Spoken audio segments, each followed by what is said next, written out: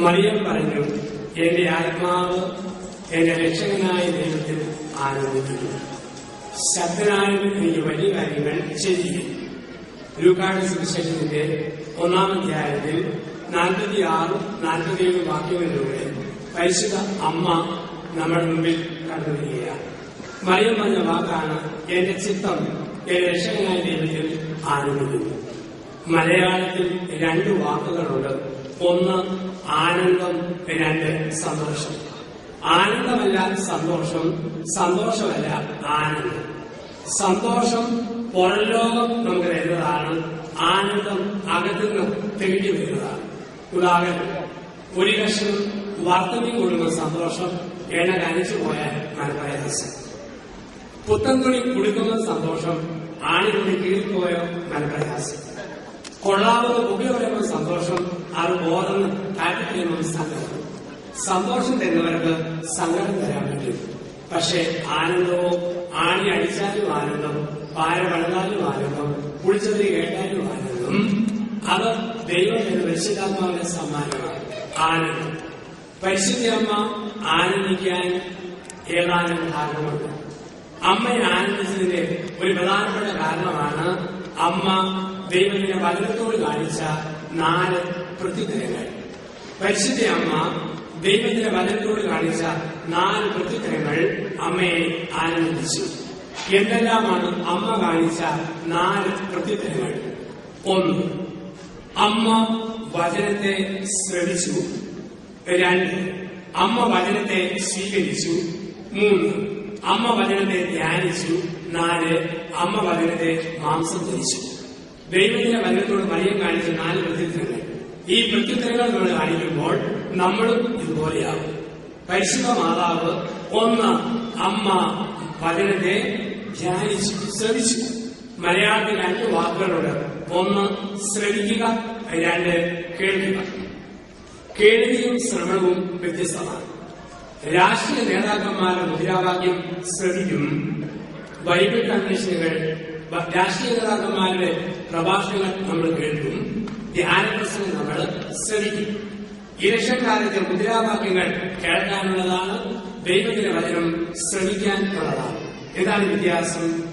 വെറുതെ കേൾക്കുന്നത് കേൾവി, പ്രാർത്ഥനാപൂർവ്വം കേൾക്കുന്നത് ശ്രവണം. വെറുതെ കേൾക്കുന്നത് കേൾവി, പ്രാർത്ഥനാപൂർവ്വം കേൾക്കുന്നത് ശ്രവണം. അപ്പൊ നമ്മള് വേദോത്സവം പള്ളി വായിക്കുമ്പോൾ കേൾക്കില്ല, ശ്രമിക്കുക. ഇത് നമ്മൾ പലപ്പോഴും കേൾക്കുന്നതേ ഉള്ളൂ. ഏറ്റവും കൂടുതൽ പ്രതിരോധ ശക്തിയുള്ള ആൾക്കാര് ആരാണെന്ന് ചോദിച്ചു കഴിഞ്ഞാൽ മലയാളികളാണ്. ഓരോ മഴക്കാലവും കഴിയുമ്പം ചിക്കൻ ഗുനിയ, ഡെങ്കിപ്പനി, ജപ്പാൻ ജ്വരം, ഇലംകാരി, തക്കാളിപ്പനി എന്തെല്ലാം വരിക. എന്തു വന്നാലും നമുക്കൊരു പ്രശ്നവുമില്ല. മലയാളി അതിനെയും അതിജീവിക്കും. പന്നിപ്പനി സിസോട്ടി വന്നപ്പോഴും മലയാളി അതിജീവിച്ചു. എബോള ആഫ്രിക്ക വന്നപ്പോഴും അവിടെയുള്ള മലയാളി അതിനെയും അതിജീവിച്ചു. നമുക്ക് നല്ല പ്രതിരോധ ശക്തിയാണ്. രോഗത്തിൽ മാത്രമല്ല, ധ്യാനത്തിലും നല്ല പ്രതിരോധ ശക്തി. അട്ടപ്പാടിക്കാരുടെ ധ്യാനം, കോട്ടക്കാരുടെ ധ്യാനം, പുത്തമ്പേച്ചന്റെ ധ്യാനം എല്ലാം വന്നാലും വന്നിട്ട് പോകട്ടെ, നല്ല പ്രതിരോധ ശക്തിയാണ്. ഞങ്ങളെ ഇതൊന്നും ബാധിക്കുന്നേയില്ല. നമുക്കറിയാം, കേരളത്തില് ചിക്കൻഗുനിയാണ് വന്നു കഴിഞ്ഞപ്പോഴത്തേക്ക് ആൾക്കാരുടെ അസ്വസ്ഥത. 2007 മാർച്ച് മാസം വരെ ഒന്നിനും സമയമില്ലാത്ത ആൾക്കാരായിരുന്നു മലയാളികൾ. പക്ഷെ അച്ഛന്മാര് വീട്ടിൽ ചെന്നാൽ വീട്ടുകാർക്ക് സമയമില്ല, ജനത്തെ കേൾക്കാൻ അച്ഛന്മാർക്ക് സമയമില്ല, ഭർത്താവിനെ കേൾക്കാൻ ഭാര്യയ്ക്കോ, ഭാര്യ കേൾക്കാൻ ഭർത്താവിന് സമയമില്ല. പക്ഷെ 2007 മാർച്ച് മുതൽ ഒക്ടോബർ വരെ ഇത്രയും സമയമുള്ള ആൾക്കാർ ലോകത്ത് വേറെയില്ലായിരുന്നു. അതാണ് ചിക്കൻഗുനിയ വരുത്തിയ മഹാത്ഭുതം. ഏത് വീട്ടിൽ ചെന്നാലും സമയമാണ്. അച്ഛന്മാർ ചെന്നാൽ പറയും, ഇരിക്കച്ച, സമയമുള്ള കിടക്കച്ച, കാരണം കിടന്നോണ്ടാ വർത്താനം, അന്ന് ഇരിക്കാൻ പറ്റിയില്ല. ആ കാലഘട്ടത്തിൽ ഓണത്തിന് പാലാ കോട്ടയം ഭാഗത്ത് 100 മീറ്റർ 200 മീറ്റർ ഓട്ടങ്ങളിലായിരുന്നു. പുതിയ ഐറ്റമായിരുന്നു ഞൊണ്ടിവലി എന്നുള്ളത്. ഒറ്റക്കാരെ ചാരിച്ചാണ് വോളിബോളിലും വടംവലിക്കും പകരം തുമ്പിപ്പിടുത്തം എന്ന കൈ വെളുത്തു പിടിച്ച് പിടിക്കുകയാണ്. ഹൈ ജമ്പിൽ ലോങ് ജമ്പിന് പകരം ലേറ്റസ്റ്റ് ഐറ്റമായിരുന്നു. എല്ലാവരും ഒരുമിച്ച് നിരത്തിയിരിക്കുക. ആദ്യം എഴുന്നേറ്റിന്റെ ആൾക്ക് 1ാം സ്ഥാനം. ഇതാണ് മനുഷ്യന്റെ ജീവിതം. അപ്പൊ എന്തു വന്നാലും നമ്മൾ അതിനെ അതിജീവിക്കും. പ്രതിരോധ ശക്തി ഏറ്റവും കൂടുതലുള്ളത് മലയാളി സമൂഹത്തിലാണ്. ധ്യാനത്തിൽ ഇങ്ങനെയാണ്, നമ്മളെ ഒന്നും ബാധിക്കുന്നില്ല. അതുകൊണ്ടാണ് ധ്യാനത്തിൽ ഭയങ്കര സുഖ. പിതാവിനും പരിശുദ്ധാത്മാവിനെ സ്തുതി, പിതാവിനും പരിശുദ്ധാത്മാവിനെ സ്തുതി. ധ്യാനം കഴിഞ്ഞ് ഒരാഴ്ച കഴിയുമ്പം ആദിയിലെ പോലെ ഇപ്പോഴും എപ്പോഴും എന്നേക്കുമാണ് ഈ അവസ്ഥയിലേക്ക് വരും. ഒന്ന്, അമ്മ വചനത്തെ പ്രാർത്ഥനാപൂർവ്വം കേട്ടു, അത് പറയുന്ന വാക്ക് അമ്മ വചനത്തെ ശ്രമിച്ചു. രണ്ട്, അമ്മ വചനത്തെ സ്വീകരിച്ചു. ശ്രമിച്ച വചനത്തെ വ്യക്തിപരമായ സന്ദേശമായി അമ്മ സ്വീകരിച്ചു. ദൈവത്തിന്റെ വചനം നമ്മൾ ധ്യാനിപ്പിക്കുമ്പോൾ ചില ആൾക്കാർ കരുതും, ഓ അച്ഛനെ പറഞ്ഞ് കേൾക്കേണ്ട പല അമ്മമാരും വന്നില്ലല്ലോ, പല അമ്മമാരും വന്നില്ലല്ലോ, അവരെ കേൾപ്പിക്കണം, അവളെ കേൾപ്പിക്കണം. തമ്പുരാൻ പറയും, ആ മനുഷ്യൻ നീ തന്നെയാണ്. ചില പള്ളികളിൽ ധ്യാനിപ്പിക്കാൻ ചെല്ലുമ്പോൾ കാരണവന്മാർ പറയും, ജോസഫ് അച്ഛ കണ്ടിട്ടെന്ന് പറഞ്ഞേക്കണം, പിള്ളേർ ഞങ്ങളെ മനസ്സിലാക്കുന്നില്ല. മക്കൾ വരച്ച കട്ടി പറഞ്ഞേക്കണം, കാരണവന്മാർ ഞങ്ങളെ പിടികിട്ടുന്നില്ല. ആർക്കും സ്വയം വേണ്ട, മറ്റുള്ളവരെ കേൾപ്പിക്കാൻ വേണ്ടിയാണ്. പക്ഷെ ധ്യാന സന്ദേശം എനിക്ക് ദൈവത്തിന്റെ റൂളാണ്. മറിയം വചനത്തെ സ്വീകരിച്ചു. വ്യക്തിപരമായ സന്ദേശമായി അമ്മ വചനത്തെ സ്വീകരിച്ചു. ഒന്ന്, ശ്രമിച്ചു. രണ്ട്, സ്വീകരിച്ചു. മൂന്ന്, അമ്മ വചനത്തെ ധ്യാനിച്ചു. ഹീബ്രു മൂലപദ്ധതി പറയും, മറിയം വചനത്തിന് മേൽ പൊരുന്നിരിക്കുന്നു. തള്ളക്കോഴി മുട്ടയുടെ മേൽ അടയിരിക്കുന്നത് പോലെ മറിയം ദൈവത്തിന്റെ വചനത്തിന് മേൽ അടയിരുന്നു, ധ്യാനിച്ചു. പ്രിയപ്പെട്ടവരെ, ഇന്ന് രാത്രി 9 മണിക്ക് ശുശ്രൂഷ കഴിഞ്ഞ് നമ്മൾ പോകുമ്പം ഇവിടെ കൊണ്ട് തീരും. അച്ഛൻ ഇവിടെ പറഞ്ഞ കുടുംബത്തിന്റെ കാര്യങ്ങൾ ഭാര്യ ഭർത്താവിനോടും ഭർത്താവ് ഭാര്യയോടും ചോദിക്കണം. ചേട്ടനുമായിട്ട് ഓർമ്മയുണ്ടല്ലോ, തീയതി കേട്ടില്ലേടി, അങ്ങോട്ടും ഇങ്ങോട്ടും പറയണം. ഇതാണ് ചർച്ചാ വിഷയമായി മാറുന്നത്. ഒരുപക്ഷെ ഒരു ഫലിതമാകാം, ഒരു ചിന്തയാകാം. അത് ജ്ഞാന വിഷയമായി ചർച്ചാ വിഷയമാക്കി നമ്മൾ മാറ്റണം കുടുംബത്തിൽ. അവിടെയാണ് ദൈവത്തിന്റെ വചനത്തെ നമ്മൾ ധ്യാനിക്കുന്നത്. പലപ്പോഴും ഒരു കാലം കൂടെ കേട്ടു, മറ്റേ കാലം കൂടെ പോകും. നാട്ടിൽ വികാരിച്ചയും കൈക്കാരനും കൂടെ നായാടിന് പോയി ഒറ്റക്കൊണ്ടുള്ള പോകുമായിട്ട് ഒരു കേഴയാട് വന്നപ്പോൾ അച്ഛൻ കാറ്റ് വലിച്ചു, കൈക്കാരനും കാറ്റ് വലിച്ചു. വെടിയുടെ ചീരിപ്പാക്കി കേഴയാട് വെടിയുടെ കൊണ്ട് തട്ടിപ്പോയി. അച്ഛൻ പറഞ്ഞു, എന്റെ തൂക്കിലെ ഉണ്ടവണ്ട ആണെടുത്തു. കൈക്കാരനല്ല, എന്റെ തൂക്കിലെ ഉണ്ടവണ്ട. തർക്കം മൂത്തപ്പം കപ്പ്യാരാണ്. കപ്പ്യാര് പറഞ്ഞു, കത്തിക്കണ്ട, ആരുടെ തൂക്കിലെ ഉണ്ടവണ്ട ഇത് ചത്തതൊന്നും ഞാൻ തന്നെ പറയാം. കേട്ടയാനെ തിരിച്ചിട്ട് മറിച്ചിട്ട് നോക്കിയിട്ട് കപ്പ്യാര് പറഞ്ഞു, കൈകാര്യം വെട്ടിപ്പോയി. വികാരിച്ചിട്ട് തൂക്കിലെ ഉണ്ടവണ്ടാണ് ആള് ചത്തത്. അതിനാ തെളിവ്. അച്ഛന്റെ ഞായറാഴ്ച പ്രസംഗം പോലെയാണ് ഉണ്ടയുടെ പോക്കം. ഇടത്തെ ചെക്കുകളിലേക്ക് ഉണ്ട, വലത്തെ വീഴുമ്പോൾ ചാടി പുറത്തേക്ക് മതി. പലപ്പോഴും നമ്മളിങ്ങനെ കേൾക്കും, നമ്മൾ ധ്യാനിക്കുക. വെളിയുന്ന പോലെ ഒരു കാലിൽ നിന്ന് മറ്റൊരു കാലിലേക്ക് അത് കടന്നുപോകും. അമ്മ വചനത്തെ ധ്യാനിച്ചു. 4, അമ്മ വചനത്തെ മാംസം ധരിച്ചു. അമ്മ വചനത്തെ മാംസം ധരിച്ചു. എന്താണ് മാംസം ധരിക്കുക? ശ്രമിച്ച വചനത്തെ പ്രവൃത്തിയിൽ കൊണ്ടുവന്നു. വചനം മാംസം ധരിച്ചു. കുടുംബത്തെക്കുറിച്ച് അച്ഛൻ ഒരുപാട് ചിന്ത പങ്കുവച്ചു. അതിന്റെ വെളിച്ചത്തിൽ കുടുംബജീവിതം കുറെ കൂടെ മെച്ചപ്പെടുമ്പോൾ വചനം മാംസം ധരിച്ചു. വചനത്തെക്കുറിച്ച് കേട്ടു. ഇന്ന് ഒരൽപ്പം വചനം വായിച്ചു തുടങ്ങുമ്പോൾ വചനം മാംസം ധരിച്ചു. മാതാവിനെ കുറിച്ച് കേട്ടു. അല്പം കൂടെ വലിയ ഭക്തിയിൽ വളരുമ്പോൾ വചനം മാംസം ധരിച്ചു. ദൈവത്തിന്റെ വചനം മാംസം ധരിക്കുക. വാക്കും പ്രവൃത്തിയും തമ്മിൽ കൂടുതൽ പൊരുത്തം വരുമ്പോൾ അതാണ് വചനം മാംസം ധരിക്കുക. അങ്ങനെ അമ്മ ആലോചിച്ചു. മലയാളി സമൂഹത്തിന് പരിശുദ്ധ അമ്മയെ ഒരിക്കലും മറക്കാൻ പറ്റിയത്. കാരണം കേരളസഭയുടെ പാരമ്പര്യത്തിൽ മാതാവിന്റെ ശക്തമായ ഇടപെടൽ നമ്മൾ കണ്ടെത്തി. പരിശുദ്ധ അമ്മയുടെ ശക്തമായ ഇടപെടൽ കേരളസഭയുടെ ചരിത്രത്തിൽ നമ്മൾ കണ്ടെത്തുന്നു. മൈസൂരിലെ വാണിയാർ രാജാവിന്റെ സൈന്യാധിപനായ ടിപ്പു സുൽത്താൻ മലബാർ പ്രദേശത്തുള്ള ഹിന്ദുക്കളെ വെട്ടിക്കൊന്നു, ക്രൈസ്തവരെ വെട്ടിക്കൊന്നു, എല്ലാവരെയും പേടിപ്പിച്ച് തോക്കുംകൊടി നിർത്തി നിർബന്ധിച്ച് ഇസ്ലാമോക്ക് ചേർന്ന ഈ ടിപ്പു സുൽത്താൻ കോഴിക്കോട്, കാഞ്ഞങ്ങാട്, വയനാട്, മലപ്പുറം പ്രദേശത്തുകൂടി എല്ലാവരെയും കൊന്നൊരുക്കി പേടിപ്പിച്ച് മതപരിവർത്തനം നടത്തി വരുമ്പോൾ ആലുവാട്ടിൽ സ്ഥലം വന്നപ്പോൾ ടിപ്പുവിന്റെ പട്ടാളം മുതിർന്നു പോകുമ്പോൾ വഴി സൈഡിൽ നിന്നൊരു മാവ് വളഞ്ഞ് കുഴിഞ്ഞു കൊടുത്തു. ടിപ്പുവിന്റെ പട്ടാളം അവിടെ രോഗിയിൽപ്പെട്ടു. അങ്ങനെ മാവ് വളഞ്ഞ സ്ഥലമാണ് കേരളസഭയിൽ പൂനമാവ് എന്ന പേര് അറിയപ്പെടുക. വീണ്ടും ടിപ്പുവിന്റെ പട്ടാളം മുമ്പോട്ട് പോയി. എറണാകുളം ഹൈക്കോടതി ജംഗ്ഷനിൽ നിന്നും 20 കിലോമീറ്റർ ദൂരെയുള്ള ചേറായി ബീച്ചിൽ ഒരു പള്ളിയുണ്ട്, മഞ്ഞുമാതാവിന്റെ പള്ളി. 3 വർഷം മുമ്പ് ഞാനവിടെ ഒരു പെരുന്നാളിൽ പ്രസംഗിച്ചു. 504ാമത് തിരുനാൾ. അവിടുത്തെ പാരമ്പര്യതാണ് ടിപ്പുവിന്റെ പട്ടാളം ആക്രമിച്ച് കയറി ഇങ്ങനെ വരുമ്പോൾ ഏറ്റവും ഇവിടെ കൊന്ന നമസ്കാരത്തിന്റെ കാലമാണ്. ശക്തമായ മഞ്ഞ് ഈ പള്ളിയും പരിസരവും മുഴുവൻ അങ്ങ് മറന്നു. അമ്മമാര് പ്രാർത്ഥിച്ചു, ഞങ്ങളുടെ കുഞ്ഞുങ്ങളെ ഇവിടെ ടിപ്പുവിന്റെ സൈന്യം മഞ്ഞിൽ പള്ളി മറഞ്ഞു നിന്നു. ആൾക്കാരൊന്നും അറിയാതെ ടിപ്പുവിന്റെ പട്ടാളം മുമ്പോട്ട് പോയി. പെട്ടെന്ന് മൈസൂരിൽ നിന്നും വാടിയ രാജാവിനെ അറിയുമ്പോൾ ഹൈദരാലി അറ്റാക്ക് ചെയ്യുന്നു. ഉടനെ തിരിച്ചു വരിക. അങ്ങനെ ടിപ്പു തിരിച്ച് മൈസൂരിലേക്ക് യാത്രയായി. ടിപ്പുവിന്റെ പട്ടാളം മുമ്പോട്ട് വന്നിരുന്നെങ്കിൽ തൃപ്പൂണിത്തറ വൈകിട്ട്, കരുവൽപ്പറമ്പ് കടുത്തിരുത്തി, മുട്ടിയേറ പാല, പന്നിങ്ങാനം ഏറ്റുമാനൂര്, അയൽക്കുന്നം കാഞ്ഞിരപ്പള്ളി, മങ്കുന്നം ചങ്ങനാശ്ശേരി, കുട്ടനാട് ദേശത്തിലൊക്കെ ടിപ്പുവിന്റെ പട്ടാളങ്ങാനും പോയിരുന്നെങ്കിൽ ഇപ്പം എന്റെ മുമ്പിൽ ഇരിക്കുന്നവരുടെ പേര് ഫാത്തിമ, സുഹറ, സുലൈമാൻ ഈ പേരുകളിലേക്ക് നമ്മൾ മാറുന്നതായിരുന്നു. ഇപ്പൊ കേരളസഭയുടെ ചരിത്രത്തിൽ പരിശുദ്ധ അമ്മയുടെ അത്ഭുതകരമായ ഒരു ഇന്റർവെൻഷൻ നമ്മൾ അനുഭവിക്കുന്നുണ്ട്, ഇടപെടൽ നമ്മൾ അനുഭവിക്കുന്നുണ്ട്. അപ്പം ഈ അമ്മ നമ്മുടെ ഈ ജീവിതത്തിൽ മാതൃകയായി നിന്നുകൊണ്ട് നമുക്ക് തരുന്ന ചില സന്ദേശങ്ങൾ. ഇന്ന് മാതാവിനെ പരിഹസിക്കുന്നവരുണ്ട്. എന്നും എക്കാലത്തും മാതാവ് പരിഹസിക്കപ്പെട്ടവരാണ്. പ്രത്യേകിച്ച് ബന്ധുക്കൂസ് സഭകളിലും മറ്റും വലിയവര് മാതാവിനെ ചീത്ത വിളിക്കുന്നവരുണ്ട്. അവരെ ഒരുമിച്ച് കൂടുന്നതിനെ മാതാവിനെ തെറി പറയുന്നവരുടെ കൂട്ടായ്മയായിട്ട് ഒന്നിച്ചു വരുന്ന ഗ്രൂപ്പുകളെ കാണാം. ചിലവരെ മറിയം നെല്ലിക്ക ചാക്ക്, ഈശോ നെല്ലിക്ക പോകാൻ പിന്നെ ചാക്കിലെന്ന വില. മറിയം പഴത്തൊലി, യേശു പഴം പോകാൻ പിന്നെ തൊലിക്കെന്നാവില്ല. യേശു കോഴിക്കുഞ്ഞ്, മറിയം മുട്ടത്തോട്. കോഴിക്കുഞ്ഞ് പോകാൻ പിന്നെ മുട്ടത്തോട് തന്നെയാവില്ല. പരിഹസിക്കുന്ന ആൾക്കാർ. ഞാൻ ഒരിക്കൽ റാന്നിയിൽ ഒരു പ്രസംഗം കഴിഞ്ഞ് അടൂരിലേക്ക് ബസ്സിൽ പോകുമ്പോ ഒരു ബെന്തിക്കോസ് പാസ്റ്റർ എന്റെ അടുത്ത് വന്നിരുന്നു. എന്നോട് ചോദിച്ചു, എന്നാ സഭയിലെ അച്ഛനാ? ഞാൻ പറഞ്ഞു, കത്തോലിക്ക സഭയിലെ അച്ഛൻ. അപ്പൊ പിന്നെ കറുത്തക്കുപ്പായം വെള്ളമെണ്ണയിലാനായിട്ട്. ഞാൻ പറഞ്ഞു, നിങ്ങളുടെ വർഗത്തെ കാണുന്നതിന് എനിക്ക് ആവശ്യമാണ്. അതുകൊണ്ട് കരിപ്പൊടിക്ക് ലോകത്തിനെ ധരിച്ച് ഉടനെ വെച്ച അറിയില്ലാതെ ചോദിക്കുക. ഞാൻ പറഞ്ഞു, ഞങ്ങള് ധ്യാനിക്കുന്ന അച്ഛന്മാരാണ്, എന്നും യാത്രയാണ്.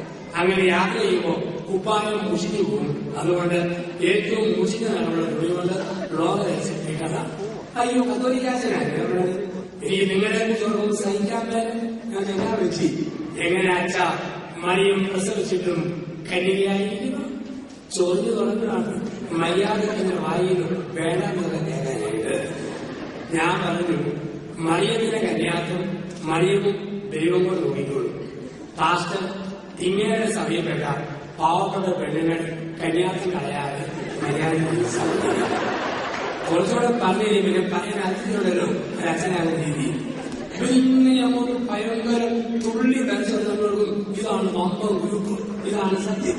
ഇതൊരു പ്രത്യേക ശൈലിയുണ്ട്.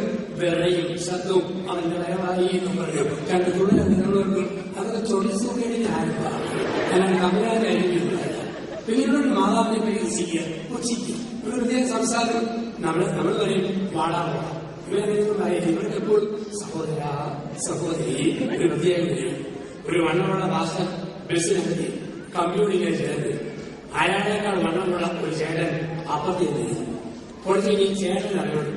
ഭാഷ ഇങ്ങനെ വണ്ണമുള്ളയാൾ തിരിയുന്നല്ലാതെ മാറിക്കൊടുക്കുകയത്. ആയുഷ്യം ചേട്ടൻ എഴുന്നേറ്റിട്ട് പുറകുവശം വെച്ച് മൂക്കും മുന്നിൽ നോക്കി ഒറ്റ ഞെട്ടിട്ട് എന്നെ പോകണം. നമ്മൾ പറയും വൃത്തിയുടെ മനുഷ്യ, കണ്ണിന്റെ മൂക്കിന്റെ എവിടെ നോക്കിക്കൊണ്ട യാത്ര. പക്ഷെ ഭാഷങ്ങനെ പറയാൻ വേണ്ടിയില്ല. അദ്ദേഹം ചിരിച്ചോട് പറഞ്ഞു, സഹോദര നിന്റെ ഇരിക്കുന്നതുകൊണ്ട് എന്നെ ചിരിക്കുന്നത് മുട്ടിച്ചത് മഹാഭാഷ. ഒരു ഭാഷയുണ്ട്, ഒരു ശൈലിയുണ്ട്. വേറെ തരം മനുഷ്യന്മാരുണ്ട്. അവര് ബൈബിളിലെ ഒരു വാക്യം 35 വർഷം ഒരു വാക്യം അറിയത്തുള്ളൂ. പഠിപ്പില്ലാത്ത ഒരു ഗ്രൂപ്പാണ്. വെള്ളമുള്ള വെള്ളച്ചട്ട, വെള്ളസാരി വെള്ള ബ്ലൗസ്, വെള്ളമുള്ള വെള്ള രൂപ. കറുത്ത ബൈബിളിൽ നെഞ്ചോട് ചേർത്ത് വെച്ചിട്ടും അവർക്ക് പഠിത്തം കുറവായതുകൊണ്ട് അവരോട് പറഞ്ഞിരിക്കുന്നത് അങ്ങോട്ട് പറഞ്ഞോണം, ഇങ്ങോട്ട് കേട്ടേക്കണം. ഇവരുടെ പ്രത്യേക കോച്ചിങ് കൊടുത്തിട്ടുണ്ട്. ഒരു വാക്യമാണ് ഇവർ പറയുക. അവർ പറയുന്ന വാക്യം ഏതാ? മർക്കോസ് 6:3. നിങ്ങളൊക്കെ അറിഞ്ഞിരിക്കും. മർക്കോസ് 6:3.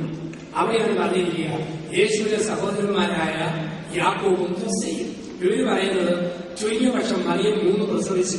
ബൈബിളിൽ യേശുവിന്റെ സഹോദരന്മാരായ യാക്കോബും യോസേയും, യേശു യാക്കോബ് യോസേയും 3 മക്കളുണ്ട്. ഈ ഗൈനക്കോളജിസ്റ്റുകൾക്ക് ഇത് സാധിച്ചിട്ട് പിന്നെ സമാധാനമാണ്. ഇവരുടെ ഒരു പ്രത്യേക രീതിയുണ്ട്. നമ്മൾ മര്യാദയ്ക്ക് പറയും, മത്തായിയുടെ സുവിശേഷം 5-ാം അധ്യായത്തിൽ 8-ാം വാക്യത്തിൽ പറയുന്ന പോലെ, യോഹന്നാന്റെ സുവിശേഷം 9-ാം അധ്യായത്തിന്റെ 52-ൽ പറയുന്ന പോലെ നമ്മൾ പൂർണ്ണമായിട്ട് പറയും. പക്ഷെ ഇവര് അങ്ങനെയല്ല. ഇവര് വെടിവെക്കുന്ന പോലെ കട്ടിയായിട്ട് പറയും. മത്തായിയുടെ 5-3, ലൂക്കായുടെ 6-8, മർക്കോസിന്റെ 8-10, യോഹന്നാന്റെ 4-53, അവന്റെ അമ്മയുടെ 41 ഇവരെല്ലാം വന്നിട്ട് നാട്ടിൽ അട്ടസില്ലാത്ത ബൈബിളൊന്ന് പ്രസംഗിച്ച് രാജ്യത്ത് കാണാം. ഈ അനുഭവത്തിൽ നിന്നാ പറയുക. ഭാരതത്തിലാത്ത കുടുംബത്തിലെ കൃത്യങ്ങളുടെ വർഗ്ഗങ്ങൾ എല്ലാവർക്കും പ്രാർത്ഥിക്കാൻ പോകും. അപ്പൊ അങ്ങനെ പോയി ഇവരൊക്കെ കളിപ്പിച്ച് നിർത്തുകയാണ്. ഇവരുടെയൊക്കെ വേലയായി നാട്ടിൽ വരണം, ഇവിടെ വന്ന് പ്രസംഗിക്കുന്നവരുടെ വില, ജീവിക്കുന്ന ചുറ്റുപാട് അന്വേഷിക്കണം, അവരുടെ അയൽവാസികൾ അന്വേഷിക്കണം. ഇവിടെ വന്ന് ആസ്വദിക്കുന്നവരെ കോട്ടയത്തെ വീടിന്റെ തുക 34,50,00,000 രൂപ. സൊല്ലിന്റെ കാര്യം തമ്പുവിന്റെ വീട് വീടിന്റെ വിവരാവകാശത്തിൽ കണക്കുവന്ന് സർക്കാരിന്റെ കണക്ക്. എന്നിട്ട് പാവങ്ങളെ രോഗി പിടിച്ച് അവരുടെ ദശാംശവും മേടിച്ച് ഇങ്ങനെ വളരുന്ന ഇഷ്ടംപോലെ കുടുംബങ്ങളുണ്ട്. ഒരു നിലയെ കൈവെക്കാൻ 200 രൂപ മേടിക്കുന്ന വ്യവസായത്തിന്റെ പേര. എത്ര പേരെ നമ്മൾ കണ്ടെത്തുക? അവിടെയൊക്കെ പ്രാർത്ഥിച്ചു പോകുന്ന നമ്മുടെ ആൾക്കാരെ കണ്ടിട്ടുണ്ട്. അപ്പൊ ഇങ്ങനെയുള്ള ഒരുപാട് വ്യാജ ഗ്രൂപ്പുകൾ നമ്മളെ കബളിപ്പിക്കുമ്പോൾ ഇങ്ങനെയുള്ള ഒരു ക്ലാസ് പാലായി ഒരു പാലാക്കാരൻ ചേട്ടനെ വിളിക്കും. ചേട്ടനെ കത്തോലിക്ക സഭ വഞ്ചിച്ചു. ചേട്ടന് അതിന് മറിയത്തിന് യേശു മാത്രം മോനെന്നില്ല വരുന്നത് അല്ല. യേശുവിന് മറിയത്തിനെ കൂടാതെ വേറെ 2 മക്കൾ. ഉദാഹരണം ഇവിടെ മർക്കോസിന് 6-3, യേശുവിന്റെ സഹോദരന്മാരായ യാക്കോബ്, യോസേഫ്. പാലാക്കാരൻ ചേട്ടൻ അറിയാവുന്ന ബൈബിൾ മുഴുവൻ പറഞ്ഞു, നമസ്കാരങ്ങൾ മുഴുവൻ പറഞ്ഞു. പക്ഷെ മറിയം 3 പ്രസവിച്ച് സമ്മതിക്കാതെ ഇയാൾ എഴുന്നേറ്റ് പോകുകയാണ്. പാലാക്കാരൻ ചേട്ടനെ വിശ്വാസത്തിൽ കോംപ്രമൈസ് ഉണ്ടോ? തനിരൂപം കാണിച്ചു, മുണ്ട് പരമാവധി കുത്തി കര കെട്ടി ശരിക്കും എഴുന്നേക്കണം. മറിയം 300 പേരാൻ നിന്റെ അപ്പന്റെ വീട്ടിൽ നിന്നല്ലോ ചെലവ്. അത് പാലാലുള്ള ഒറ്റയ്ക്ക് നോക്കാൻ കൈകൊണ്ട് ചില അവന്മാരോട് ഇങ്ങനെ പറയാനും നമ്മൾ പഠിക്കണം. ഇല്ലെങ്കിൽ അട്ടസില്ലാത്തവന്മാർ അസ്ഥാനത്തിൽ ഇരിക്കും. ഇന്നും നടക്കുന്ന ലോകമില്ല. ഇനി പഠിത്തവും അറിവുള്ളവരോട് വേറെ മറുപടി പറയണം. നിങ്ങൾ വെറുതെ പറയണം. മർക്കോസ് 15-ാം അധ്യായം വായിക്കാൻ പറയണം. പിന്നെ പൊട്ടത്തരം പറയുകയില്ല.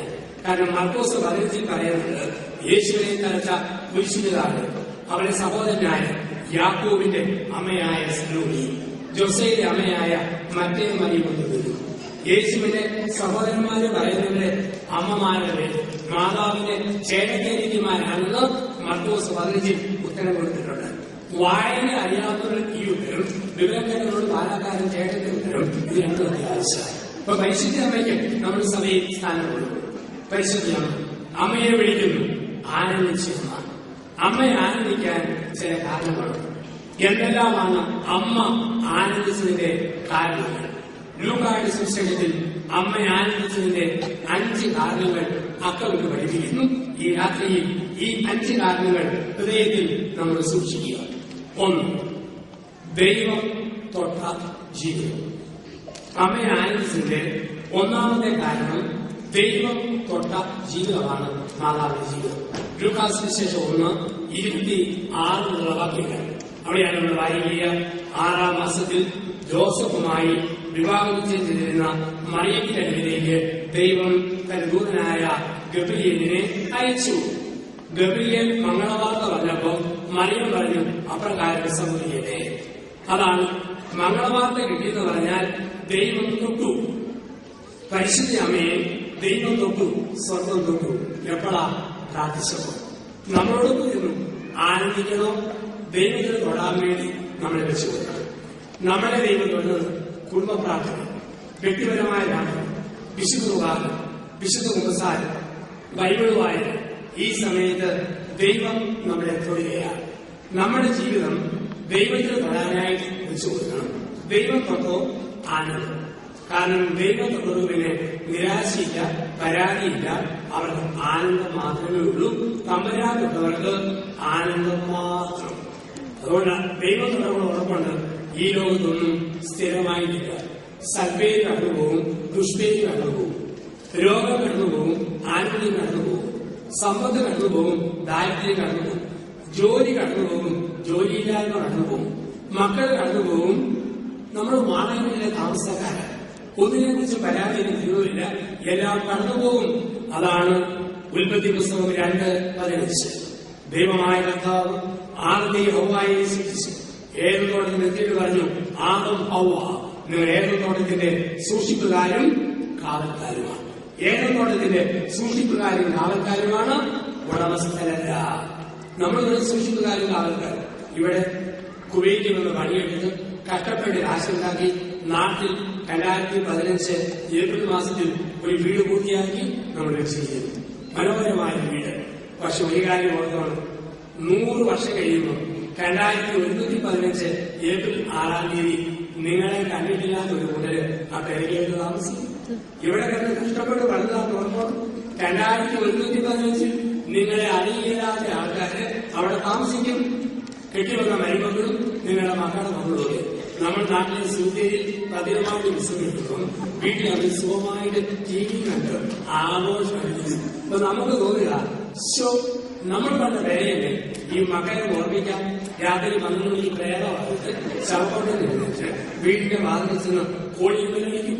മക്കളെല്ലാവരും പറയും, മക്കളെ വെള്ളത്തിലും വെല്ലുന്ന 2015 കുവൈറ്റിലെ പൈസ കൊണ്ട് ഞങ്ങളുടെ വീടാകട്ടെ. പൊന്നെ പിള്ളേർ ഞങ്ങളെ വിളിക്കും, പൊന്നച്ച ഓടി വന്ന ഈ ഭൂതത്തെ വന്ന് ഓടിച്ചു ഇത്രയുള്ള മനുഷ്യന്റെ ജീവിതം. നമ്മൾ കാവൽക്കാരെ സൂക്ഷിക്കുന്നതായി മാത്രം. ഇവിടെ നമ്മൾ ഒരിക്കലും സ്ഥിരവാസികളല്ല. ഞങ്ങൾക്ക് കപ്പുച്ചിൻ സഭയിൽ ഒരു നിയമമുണ്ട്. ഞങ്ങളോട് പറയും, ഒന്നും സ്വന്തമല്ല സ്ഥിരമല്ല, അത് ഓർക്കണം എന്ന് പറഞ്ഞ് ഞങ്ങൾ തരുന്ന ഒരവസരമുണ്ട്. ആ അവസരത്തിൽ പറയും, മുറി മാറി മാറി താമസിച്ചു, ഒരു മുറിയിൽ സ്ഥിരമായി താമസിക്കുന്നു. ഏറ്റവും താമമണിയായ മുടിവെട്ടും തുണിയലും സ്വയം ചെയ്യണം, അങ്ങോട്ടും ഇങ്ങോട്ടും വെട്ടിക്കണം. കപ്പുച്ചി സഭയിൽ ഞങ്ങൾ എല്ലാവർക്കും മുടിവെട്ടിൽ ഡബിൾ ഡോക്കേറ്റും തുണിക്കുകയും ചെയ്യുന്നതാണ്. ഞാൻ 1980 സെമിനാരി ചെയ്തു. 4-ാം ദിവസം സുഫിയനച്ചൻ ചീപ്പും കത്രയുന്നുണ്ട് മനെ കൊല്ലത്തൊഴില വെട്ടിപ്പറിച്ചോളാം. കഴിഞ്ഞ 35 വർഷങ്ങളിൽ എന്റെ മുടിയാണ് ഈ പ്രകാശനത്തിലുള്ള ഒരുപാട് അച്ഛന്മാരെ വെട്ടി പഠിച്ചത്. അങ്ങനെയാണ് കുറവിനി തലയെന്ന് ഈ പരിമിതി ഇങ്ങനെ. അപ്പൊ മുടി അങ്ങോട്ടും ഇങ്ങോട്ടും വെട്ടിക്കൊടുക്കണമെന്നാണ്. അതുപോലെ തുണി സ്വയം വരക്കണമെന്നാണ്. എനിക്ക് എന്റെ ഭൗതിക ജീവിതത്തിൽ ഒരു പ്രയാസവും തുണിയെ ഈ വലിയ കഷ്ടപ്പാടാണ്. ഞാൻ എത്ര അറിയാനും അത് വെളുക്കത്തില്ലെന്നുള്ളതാണ്. തന്നെയുമല്ല, ഓരം പറഞ്ഞു പോലെ ഭയങ്കരമായ നൊമ്പരമുണ്ട് ഞാൻ തുണിയല്ലോ. പക്ഷെ ഞാന് നീണ്ട ജ്ഞാനം കഴിഞ്ഞ് വരുമ്പോൾ ആശ്രമത്തിൽ നിന്നും അധികം ദൂരത്തല്ലാതെ പത്മനാഭൻ എന്ന് പറയുന്ന ഒരു അരകലാകാരനാണ്. ഞാൻ അവനെ വിളിച്ചത് 2 മനസ്സും 2 ഷർട്ടും കൊണ്ടുവരും. പത്മനാഭ ഇത് നൽകിയിട്ടല്ലോ. അവരെ അച്ഛാ നല്ല തിരക്കാ, വെള്ളിയാഴ്ച മതിയോ? വെള്ളിയെങ്കിൽ വെള്ളി കൊണ്ടുപോകുന്നത് ഞാൻ അവനെ ഏൽപ്പിക്കും. അവൻ ഞായറാഴ്ച കൊണ്ടുവന്ന തുണി ഉച്ച കഴിഞ്ഞ് പുഴുങ്ങി അലക്കി പശുമതി ഉണക്കി ടിപ്പ് ടോപ്പാക്കി അയൺ ചെയ്യും. ഞാനത് അറിയില്ല. തിങ്കൾ ചുവ ബുധൻ ദിവസങ്ങളിൽ ഞാനറിയാതെ അവനിത് 25 രൂപ വാടകയ്ക്ക് ചില ആൾക്കാർക്ക് ഇടാൻ കൊടുക്കുകയും ചിലർ അങ്ങനെ കുത്തിക്കഴിട്ടുകൊണ്ട് ചെയ്തു. ഓർക്കാപ്പുറത്ത് വഴി വെച്ച് കാണുക അൽക്കാരൻ പത്മനാഭൻ എന്റെ മനസ്സും എന്റെ ഷർട്ടും ഇട്ടുകൊണ്ടു. ഈ പത്മനാഭനും നമ്മൾ തമ്മിൽ വലിയ വ്യത്യാസമൊന്നുമില്ല. അരക്കാരെ വെച്ച് തുണി അവന്റേതാണെന്ന് കുറേണം അവർ ചുമന്നോട് ഏൽപ്പിച്ച പേപ്പർ തോന്നി എന്റേതാണെന്ന് 7 പതിറ്റാണ് ഞാനൊരു കെട്ടിടം ചുമക്കുന്നു. എത്ര സുന്ദരി ഭാര്യയാണെങ്കിലും 7, 8 പതിറ്റാണ്ട് കാത്തിട്ട് ഭർത്താവ് സിമിത്തേരിയിൽ വിട്ടിട്ടു പോകും. എത്ര മിടുക്കൻ കെട്ടിയവരെയും 6, 7 പതിറ്റാണ്ട് കുടിച്ച് പള്ളിക്ക് കൊടുത്തിട്ട് ഭാര്യ പോകും. എത്ര മിടുക്കലും മക്കളും സ്വന്തക്കാരും വരുമ്പോൾ അപ്പനമ്മമാരെ ഇട്ടിട്ട് അവരുടെ വഴിക്ക് പോകും. നമ്മുടെ ഈ ഭൂമിയിലും സൂക്ഷിപ്പുകാരും കാവൽക്കാരും മാത്രം സ്ഥിരവാസികളല്ല. ദൈവത്തോടെ ഉറപ്പ് ഈ ലോകത്തൊന്നും ശാശ്വതമായിട്ടില്ല. എല്ലാം കടന്നുപോകും, എല്ലാം വിട്ടുപോകും. നമ്മളൊരു ദൈവമേ, ആ പെണ്ണിനെ കിട്ടിയാൽ ബാക്കിയുള്ളവന്, ആ ചെറിയ കിട്ടാൻ ബാക്കിയുള്ളവന് ചുമ്മാ പൊട്ടച്ചെറ്റാണ്. ഒന്നും അപ്പുറത്തേക്കില്ല. നമ്മൾ കാണുന്ന പോലെ ലോകം 2 കൂട്ടുകാരും ഒരുമിച്ച് പഠിച്ചു. ഒരുത്തൻ അച്ഛനായി, മറ്റോ ഭ്രാന്തന്മാരെ ചികിത്സിക്കുന്ന ഡോക്ടറായി. അവന്റെ ഭ്രാന്താശുപത്രി 100 പേരുണ്ട്. കൂട്ടുകാരൻ അച്ഛനെ വിളിച്ചു പറഞ്ഞു, വന്നേ എന്റെ സ്ഥാപനം മൊത്തം രചിച്ച് പ്രാർത്ഥിക്കും. അച്ഛൻ സമ്മതിച്ചു. അച്ഛൻ ചെന്നു. 1ാമത്തെ മുറിയിൽ ഒരുത്തൻ നെഞ്ചലിരിക്കും. Lily Lily Lily Lily. അച്ഛൻ ഇതാര കോളേജിൽ വെച്ച് ലില്ലിയെ പ്രേമിച്ചവനാ, കെട്ടാൻ പറ്റിയില്ല.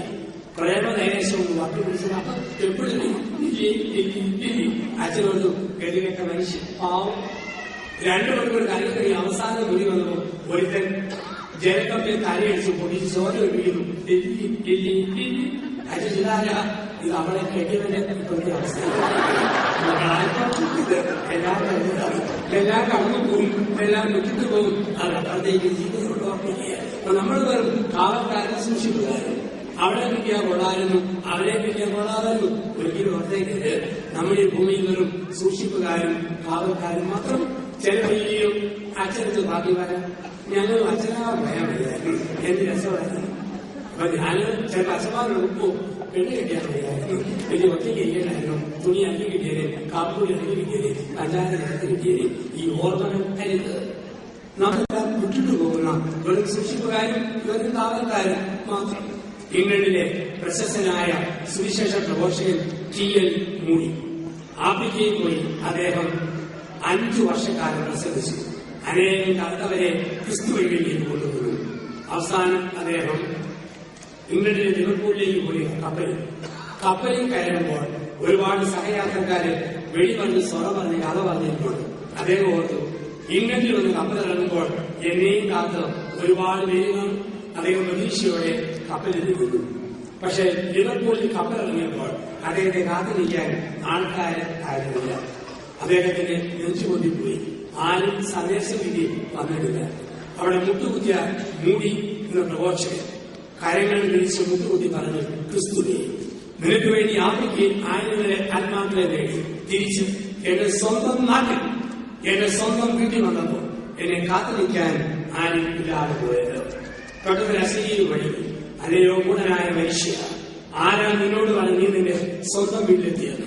നീ എത്തിയിരിക്കുന്നത് ഒരു വാടക വീട്ടിലാണ്. ഒരു ദിവസം നീ നിന്റെ സ്വന്തം വീട്ടിലെത്തും. അന്ന് ക്രിസ്തുവും അവരുടെ ഓടാനുകൂടി മാലാഖമാരും നിന്നെ കാത്തിരിക്കും. നീ എത്തിയിരിക്കുന്നത് ഒരു വാടക വീട്ടിലാണ്. ഒരു ദിവസം നീ നിന്റെ സ്വന്തം വീട്ടിലെത്തും. അന്ന് ക്രിസ്തുവും അവരുടെ ഓടാനുകൂടി മാലാഖമാരും നിന്നെ കാത്തിരിക്കും. നമ്മൾ ഈ ഭൂമിയിൽ വെറും കാവൽക്കാരും സൂക്ഷിപ്പുകാരും മാത്രം. അതിനപ്പുറത്തേക്ക് നമ്മളാരും ഒന്നുമല്ല. ആ തിരിച്ചറിവുണ്ടാവുക. അപ്പൊ ദൈവം തൊട്ടവരുടെ ഒന്നാമത്തെ പ്രത്യേകത അതാണ്. പരിശുദ്ധമേ ആനന്ദത്തിന് ഒന്നാമത്തെ കാരണം ദൈവം തൊട്ടവൾ. നമ്മളെയും ദൈവം തൊടുമ്പോൾ പ്രാർത്ഥനയുടെ ദൈവത്തേക്ക് അടുക്കുമ്പം ഈ ബോധ്യം നമുക്ക് വരും. സ്ഥിരതാമസക്കാരില്ല, സ്ഥിരതാമസക്കാരിയില്ല, ഇവിടെ വിട്ട് പോകേണ്ട ആളാണ് ഞാൻ. 2, അമ്മയെ ആനന്ദിച്ചതിന്റെ രണ്ടാമത്തെ കാരണം ഗബ്രിയേൽ ഇടപെടൽ പോലെ എലിസബത്ത് സാന്നിധ്യം. 1, ദൈവം നമ്മുടെ ജീവിതം ഗബ്രിയേൽ ഇടപെട്ടു. 2, അമ്മയെ ആനന്ദിച്ചതിന്റെ രണ്ടാമത്തെ കാരണം എലിസബത്ത് സാന്നിധ്യം. ലൂക്ക 1:39 മുതൽ 45 വരെ വാക്യങ്ങൾ നമ്മൾ വായിക്കുന്നത്. ആ ദിവസങ്ങളിൽ മറിയം യൂദയായുടെ മലപ്രദേശത്തുള്ള ചാർച്ചക്കാരി എലിസബത്തിന്റെ ഭവനത്തിലേക്ക് തിടുക്കത്തിൽ യാത്ര പുറപ്പെട്ടു. മറിയത്തിന്റെ അഭിവാദനം കേട്ടപ്പോൾ എലിസബത്തിന്റെ ഹൃദയത്തിൽ ശിശു സന്തോഷത്താൽ തുള്ളിച്ചാടി. വയറ്റിൽ കിടന്ന് അത് പറ്റാത്തതുകൊണ്ട് സ്നാപനം കഴിഞ്ഞാൽ അമ്മയുടെ വയറ്റിൽ കിടന്ന് അവർ എല്ലാവരും അയച്ചുകയും ചെയ്തു. അയാളുടെ കൈചെമ്പും ഒരു ലോങ് ജമ്പും ചാടി എന്നാണ് പറയുക. വേദപുസ്തകത്തിലെ ഏക ഒളിമ്പ്യൻ ആരെന്ന് ചോദിച്ചാൽ സ്നാപകയോഗം ഞാനാണ്. ലോകാവസാനം വരെ തകർക്കാൻ പറ്റാത്ത റെക്കോർഡ് ചാട്ടം. ആ ചാട്ടത്തിൽ എലിസബത്ത് വയറെ പൊത്തിപ്പിടിച്ച് പറയുകയാണ്, വിശ്വസിച്ച പെണ്ണെ നീ ഭാഗ്യവതി. എന്താ അങ്ങനെ പറഞ്ഞത്? അപ്പുറത്തോട്ട് നിൽക്കൊണ്ട് ഒച്ചയെല്ലാം കൂടി പാദത്തിൽ കുത്തിയിരിക്കുകയാണ് സക്കറിയ. അവ കേൾക്കണം. അതിന്റെ അർത്ഥം വിശ്വസിക്കാത്ത കാലമാണ് നിങ്ങളുടെ ദുരിതം എന്നാണ് ഈ പറഞ്ഞതിന്റെ അർത്ഥം. ദൂതം എന്ന് പറഞ്ഞു, നിന്റെ ഭാര്യ എലിസബത്ത് ഗർഭം ധരിച്ച് ഒരു പുത്രനെ പ്രസവിക്കും.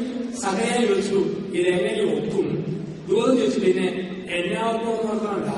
ഇതെന്നാണ് ചോദിച്ചുകൊണ്ടിരുന്നു. ഒപ്പിച്ചു കണ്ടപ്പം സംശയിക്കുകയാണ്. ഇത് കേട്ട പാടെ സക്കറിയ ദേവാലയത്തിൽ വിരിവരിച്ചിട്ട് തൊടുക്കൾ ഇരുമ്പ് കിടച്ച് ഒരു മുട്ട താഴെ പിടിച്ചു. കീഴ്ചുണ്ടും മേൽചുണ്ടും തുറച്ചിട്ട് വാ മൂക്കിയിരിക്കും. പിന്നെ കമാന്ന് കിട്ടിയില്ല. പാലത്ത് കയറി കുത്തിയിരിക്കും. തീ ഊതിക്കൊടുക്കും. കാപ്പി ചായം ഊതി കുടിക്കും. ഈ ഊത്തും ഇരിപ്പും കണ്ടപ്പം നാട്ടുകാർക്ക് മാത്രമല്ല എലിസബത്ത് സംശയമായി തുടങ്ങി. അവക്കല്ല, അവനായിരിക്കും 6-ാം മാസം ആ ഇരിപ്പ് കണ്ടാൽ തോന്നുന്നു. ഇവിടെയാണ് പറയുക, കർത്താവ് ചെയ്ത കാര്യങ്ങൾ നിറവേറുമെന്ന് വിശ്വസിച്ചവൾ കാത്തിരിക്കും. നമ്മളോടൊക്കെ പറയുകയാണ്, കരിസ്മാറ്റിക് ധ്യാനത്തിൽ വന്നു ദൈവം തൊട്ടവർ ധർമ്മക്കാരെ രക്ഷിക്കുന്നവർ, ആകാശത്തവരെ പരിപാലിക്കുന്ന കണ്ടിട്ടുണ്ട്. അനാഥശാലകൾ, വൃത്തമന്ദിരങ്ങൾ, അഭയമന്ദിരങ്ങൾ ഒക്കെ ഒരു എലിസബത്ത് സാന്നിധ്യമാണ്. എനിക്കപ്പുറത്ത് എന്റെ ജീവിതത്തിന് അർത്ഥം നൽകുന്ന എലിസബത്ത് സാന്നിധ്യങ്ങൾ നമ്മുടെ ജീവിതത്തിൽ അങ്ങനെയുള്ള നന്മകൾ ചെയ്യാൻ നമുക്കൊക്കെ കഴിയണം. നന്മ ചെയ്യുമ്പോൾ ദൈവത്തിന്റെ അനുഗ്രഹത്തിലേക്ക് നമ്മൾ കടന്നുപോവുക. കൊച്ചു കൊച്ചു നന്മ എത്ര ചെയ്യുന്നുമല്ല ചെയ്യുന്ന മനസ്സ്. മൂലമറ്റം എന്ന സ്ഥലത്ത് വർഷങ്ങൾക്ക് മുമ്പ് ഒരു കർമ്മക്കാരൻ വന്നു കിടന്നു. പേര് മത്തായി ചേട്ടൻ. ആസ്മ രോഗിയായി. സ്കൂളിൽ പോകുന്ന കുഞ്ഞുങ്ങൾ 3 പരിപ്പോടെയും ഒരു കരുകാപ്പിയും വീതം ഈ മത്തായി ചേട്ടന് മേടിച്ചു കൊടുക്കുമായിരുന്നു. കർക്കിടകത്തിലെ കർത്തവാവിനെയാണ് ശക്തമായ മഴ. മഴയും കാറ്റുമായ രാത്രിയിൽ മത്തായിക്കാരൻ ബസ് സ്റ്റാൻഡിൽ മരിച്ചു വരുന്നു. ഈച്ച പിടിച്ചെടുത്ത ശരീരം ഉറുപ്പരിക്കുന്നത് വേണം. പിറ്റേന്ന് ആൾക്കാർ കൂടി വന്നു മൃതശരീരം എടുത്തു, ആശുപത്രി കൊണ്ടുവന്നു. കിഴി മുറിച്ച് പോസ്റ്റ്മോർട്ടം നടത്തി. കാലിനാറിന്റെ മണത്തിന്റെയും ശവം കുടിച്ചിട്ടു. ഒരാഴ്ച കഴിഞ്ഞു. മൂലമറ്റത്തും പരിസരത്തുമുള്ള വീടിന്റെ ഭിത്തികളിലും കടയുടെ തിണ്ണയിലും ഒരു നോട്ടീസ് പ്രത്യക്ഷപ്പെട്ടു. ആ നോട്ടീസ് ഇങ്ങനെയായിരുന്നു: പ്രിയപ്പെട്ട കുഞ്ഞുങ്ങളെ, 3 ആഴ്ചകൾക്ക് മുമ്പ് ഞാൻ മൂലമറ്റത്ത് വന്നപ്പോൾ നിങ്ങളെന്നെ അറിഞ്ഞില്ല. പണ്ട് അരിമത്യക്കാരും ജോസഫും നിക്കേതീസും കൂടി പരിമളം പുരട്ടി മൂലമറ്റത്താകട്ടെ സ്കൂൾ കുട്ടികൾ പരിപ്പുവഴിയും കരുതാപ്പിയും എനിക്ക് മേടിച്ചു. അന്ന് എന്റെ അമ്മയും മത്സരശീല യോഗനാൻ കുരിശുകാരുന്നു. മൂലമറ്റത്താകട്ടെ പോലീസുകാർ പെരുക്കിയിട്ട് കിടപ്പായി നിങ്ങളെ പൊതിഞ്ഞു കെട്ടി കൊടുപടിയിൽ കീഴ് കുറിച്ച് കാലിനാറിന്റെ മണത്തിന്റെയും നിങ്ങളെ കുടിച്ചിട്ടല്ലേ. എന്റെ തടുത്ത് മരവിച്ച് ശബ്ദയല്ല, പാറ പോലെ മരവിച്ചു വെച്ച നിങ്ങളുടെ ഹൃദയത്തിന്റെ ഭിത്തികളെയായിരുന്നു പോസ്റ്റ്മോർട്ടം നടത്തേണ്ടിയിരുന്നത് എന്ന് യേശുക്രിസ്തു ഒപ്പ്. ഈ നോട്ടീസ് എങ്ങനെ വന്നറിയില്ല. ആരോ ഭാവനയിൽ അച്ചടിച്ചതാണ്. ഒരു കാര്യം ഓർക്കുക, ഞാൻ കൊച്ചു കൊച്ചു നന്മകൾ ആർക്കെങ്കിലും ചെയ്യുമ്പോൾ ദൈവത്തിന് തന്നെയാണ് ചെയ്യുക. കൊച്ചു കൊച്ചു നന്മ ചെയ്യാൻ എനിക്കൊരു പ്രേരണ വരണം. ദൈവം ഇത് 2 കൂട്ടരിൽ വസിക്കുന്നുണ്ട്. 1 രൂപരഹിതർ, 2 രൂപാരഹിതർ. 2 കൂട്ടരിൽ ദൈവം വസിക്കുന്നു. കൊച്ചു കൊച്ചു നന്മ അവരിലേക്ക് ചെയ്യണം. നിങ്ങൾ എന്റെ വലതുകാലിൽ ഒരു പകരം തിളച്ച വെള്ളം ഒഴിക്കുമ്പോൾ ഞാൻ ചിരിച്ചോണ്ട് പറയാം, ഇക്കയിൽ വെക്കുന്നു. നിങ്ങൾ അച്ഛൻ സൂക്ഷിക്കണം. അച്ഛന്റെ കാലിൽ കുഷ്ഠം ചൂടുവെള്ളം വീണിട്ട് പൊള്ളൽ തോന്നുന്നില്ലെങ്കിൽ അതെന്റെ കാലിനെ ബാധിച്ച കുഷ്ഠം. ഇതുപോലെ ഒരു പാവപ്പെട്ട മനുഷ്യന്റെ നൊമ്പരവും വേദനയും കണ്ടിട്ട് എന്റെ മനസ്സിൽ ഒരു പൊള്ളൽ തോന്നിയില്ലെങ്കിൽ അവരുടെ ഹൃദയത്തെ ബാധിച്ച കുഷ്ഠം. മറ്റുള്ളവർക്ക് നന്മ ചെയ്യുന്ന ഒരു മനോഭാവം. ഇവിടെയാണ് പറയുക എലിസബത്ത് സാന്നിധ്യം. ആർക്ക് നന്മ അറിയിക്കുന്നോ അവർക്ക് നന്മ ചെയ്ത് കടന്നു പോവുക. 1 ഗബ്രിയേൽ ഇടപെടൽ. ദൈവം തൊട്ടപ്പോൾ അമ്മയെ ആനന്ദിച്ചു. 2 എലിസബത്ത് സാന്നിധ്യം. പരസ്നേഹ പ്രവൃത്തികളും ചെയ്തപ്പോൾ അമ്മ ആനന്ദിച്ചു. 3 അമ്മയെ ആനന്ദിച്ചതിന്റെ 3ാമത്തെ കാരണമാണ് പരിഭവം പറയാത്ത പരിശുദ്ധ അമ്മ. മാതാവിന്റെ ജീവിതത്തിൽ പരിഭവം പറച്ചിലില്ല, ഒരു പരിഭവമില്ല. ഉള്ളതുകൊണ്ട് ഓണം പോലെ സന്തോഷമായി കഴിയുന്ന പരിശുദ്ധ അമ്മ. അമ്മയ്ക്ക് പരാതിയില്ല, പരിഭവമില്ല. അമ്മ പറഞ്ഞെന്താ? എനിക്ക് വല്ല പോലും പശുക്കൂട്, ഗോമൂത്രം, ചാണകം, വൈക്കോല്, പച്ചപ്പില് ഇത് മതി. ബാക്കി എല്ലാവർക്കും മെത്ത, കിഴക്ക, ടൂറിസ്റ്റുകളൊക്കെ കിട്ടട്ടെ. എനിക്ക് വല്ല മോനും ഇത് മതി. എനിക്ക് വല്ല മോനും ഇത് മതി. ബാക്കിയുള്ളവർക്ക് എല്ലാം കിട്ടട്ടെ. ഇതായിരുന്നു പരിശുദ്ധ അമ്മയുടെ ഒരു മനോഭാവം. നമ്മുടെ ജീവിതത്തിൽ ഈ ഒരു ചിന്ത മാതാവിന് വേണമെന്ന് വരികിൽ ഗബ്രിയേൽ മാലാഖയോട് പറയാം, ഒരു ISD വിളിച്ച് വേദനയുടെ സത്തത്തിലേക്ക് ഒരു ISD വിളിച്ച്, എന്നിട്ട് സത്തസൃഷ്ടാന്ന് പറ ഒരു മിസ്സിസ് മറിയം പ്രസവിക്കാൻ വരുന്നുണ്ട്. 1-ാം നമ്പർ പോയി ഫ്രീ ആക്കിയിട്ട് അവിടെ കിടക്കുന്നവന്മാരെ പുറത്തേക്ക് ഇറങ്ങി വന്നു. ഒരു ഫോൺ കോൾ മതി. മറിയം പറഞ്ഞു, വേണ്ട, എനിക്ക് വല്ല മകനും ഇത് മതി, ബാക്കി എല്ലാവരും എല്ലാം കിട്ടട്ടെ. പരാതി പറയാത്ത പരിശുദ്ധമ്മ നമുക്ക് എന്തോരും പരാതി മനസ്സിലല്ലേ, നമുക്ക് എന്തൊരു പരിഭവം മനസ്സിലായി. എത്ര കിട്ടിയാലും പോരാ പോരാ എന്നുള്ള ഒരു പരിഭവം മനസ്സിൽ നമുക്കൊക്കെയുണ്ട്. 2 നിലയുള്ളവന് 2 വീടില്ലാത്തതിന്റെ പരിഭവം, 1 നിലയുള്ളവന് 2-ാം നില പണിയാത്തതിന്റെ പരിഭവം, 99 സെന്റുകാരന് 1 ഏക്കർ കിട്ടാത്തതിന്റെ പരിഭവം. നമുക്കെന്നും പോരാ പോരാ പോരാ, എത്ര കിട്ടിയാലും പോരാ, പരാതി പറയുക, പരിഭവം പറയുക. അങ്ങനെയുള്ളവർക്ക് ആനന്ദിക്കാൻ പറ്റിയില്ല. നമുക്ക് പറയാൻ പറ്റണം, എനിക്ക് ഈ ഭാര്യ മതി, എനിക്ക് ഈ ഭർത്താവ് മതി, എനിക്ക് ഈ മക്കള് മതി, എനിക്ക് ഈ വീട് മതി, ജോലി മതി, സ്ഥലം മതി, ഇത് പറയാൻ നമ്മൾ പഠിക്കണം. പോരാന്ന് പറയുന്നതും നമ്മൾ അസ്വസ്ഥരായിട്ട് മാറും. എനിക്കിത് മതി എന്ന് പറയണം. ഇതാണ് കുക്കൂറിന്റെ പാരമ്പര്യം, ഇതാണ് മയ്യത്തിന്റെ പാരമ്പര്യം. അങ്ങനെയുള്ളവർ ആനന്ദിക്കും. നമുക്കിതൊന്നും പരാതി, ഭർത്താവിനെ കുറിച്ച് പരാതി, ഭാര്യയെ കുറിച്ച് പരാതി, പരാതിയൊക്കെ പറയുമ്പോൾ നമ്മൾ ശ്രദ്ധിച്ചോളാം. നീ അളക്കുന്ന അളവുകൊണ്ട് തന്നെ നിനക്കും അളന്നു വിടും എന്നാണ് പറയുക. നീ അളക്കുന്ന അളന്നു വിടും. ഭാര്യയുടെ കുറ്റം മാത്രം നോക്കി കണ്ടുപിടിക്കുന്ന ഭർത്താവ്, ഭർത്താവിന്റെ കുറ്റം മാത്രം നോക്കി കണ്ടുപിടിക്കുന്ന ഭാര്യ. ലോകത്തിനെ അമ്മ മഹിളാ സമാജത്തിന് മീറ്റിംഗ് കഴിഞ്ഞ് വീട്ടിൽ വന്നപ്പോ 5 വയസ്സുള്ള മോൻ പറഞ്ഞു, മമ്മി എന്നാന്ന് ചോദിച്ചു. പപ്പ വന്നല്ലോ. അടുക്കളക്കാരി അമ്മണിയില്ലേ. അപ്പോ എന്റെ മമ്മി പപ്പ അടുക്കളക്കാരൻ അമ്മയുടെ കൂട്ടത്തിൽ ഒരു കാര്യം ചെയ്തുകൊണ്ട്. അപ്പൊ അമ്മ പറഞ്ഞു, ഇപ്പൊ പറയണ്ട, അപ്പനിരിക്കും വൈകിട്ട് കുടുംബം പറഞ്ഞാൽ വൈകിട്ട് അക്കാലത്തിരിക്കും. അപ്പൻ വലു വശത്ത്, അമ്മ 2 വശത്ത്. അമ്മ പറഞ്ഞു മമ്മി ഇന്നലെ മഹിളാ സമാജത്തിന് മീറ്റിംഗ് പോയപ്പോ ഈ അപ്പം കാര്യം ചെയ്യാൻ എന്താണ് അപ്പം സോറി ഞാൻ പറയണ്ട അപ്പം കണ്ണടിച്ചു. അമ്മ പറഞ്ഞു പറഞ്ഞു അവസാനവും പറഞ്ഞ അമ്മ ഇന്നലെ മഹിളാ സമാജത്തിന് മീറ്റിംഗ് പോയപ്പോ ഈ അപ്പനുണ്ടല്ലോ, അപ്പൻ കൊച്ചിക്ക് പോയപ്പോ അമ്മ ടാപ്പിക്കാരും പാപ്പച്ചന്റെ കൂടെ കാണിച്ചതുപോലൊക്കെ അമ്മയുടെ കൂടെ അപ്പം കാണിക്കുന്നു. ആരാരേക്കാ മെച്ചമെന്നുള്ളതാണ്. ഇവിടെയാണ് വിധിക്കുന്നത് സൂക്ഷിക്കണം, പഴിക്കുന്നത് സൂക്ഷിക്കണം, കഴിവ് പറയുന്നത് സൂക്ഷിക്കണം. ഭർത്താവ് ഭാര്യയെ കുറിച്ച് പരാതി പറയുമ്പോൾ അവനും ഒന്ന് കുഴപ്പങ്ങൾ, അവളെ കുറിച്ച് പരാതി പറയുമ്പോൾ അവർക്ക് ഒന്ന് കുഴപ്പങ്ങൾ തിരിച്ചറിയാൻ നമുക്ക് സാധിക്കാനുള്ളതാണ്. പരാതി പറയാത്ത ഒരു ജീവിതശൈലി, അതാണ് കുടുംബത്തിൽ ഏറ്റവും പ്രധാനപ്പെട്ടത്. ആനന്ദിക്കണോ പരാതി പറയാതെ ജീവിക്കാൻ നമ്മൾ ഓരോരുത്തരും നമ്മുടെ ജീവിതത്തിൽ പഠിക്കുക. നമ്മളെക്കാൾ താമരയെ കുറിച്ച് ഓർക്കണം, നമ്മളെക്കാൾ താമരയെ കുറിച്ച് ഓർക്കണം. എത്രയോ നമ്മളെക്കാൾ താന്നാം എത്രയോ മനുഷ്യൻ ഈ ലോകത്തുണ്ട്.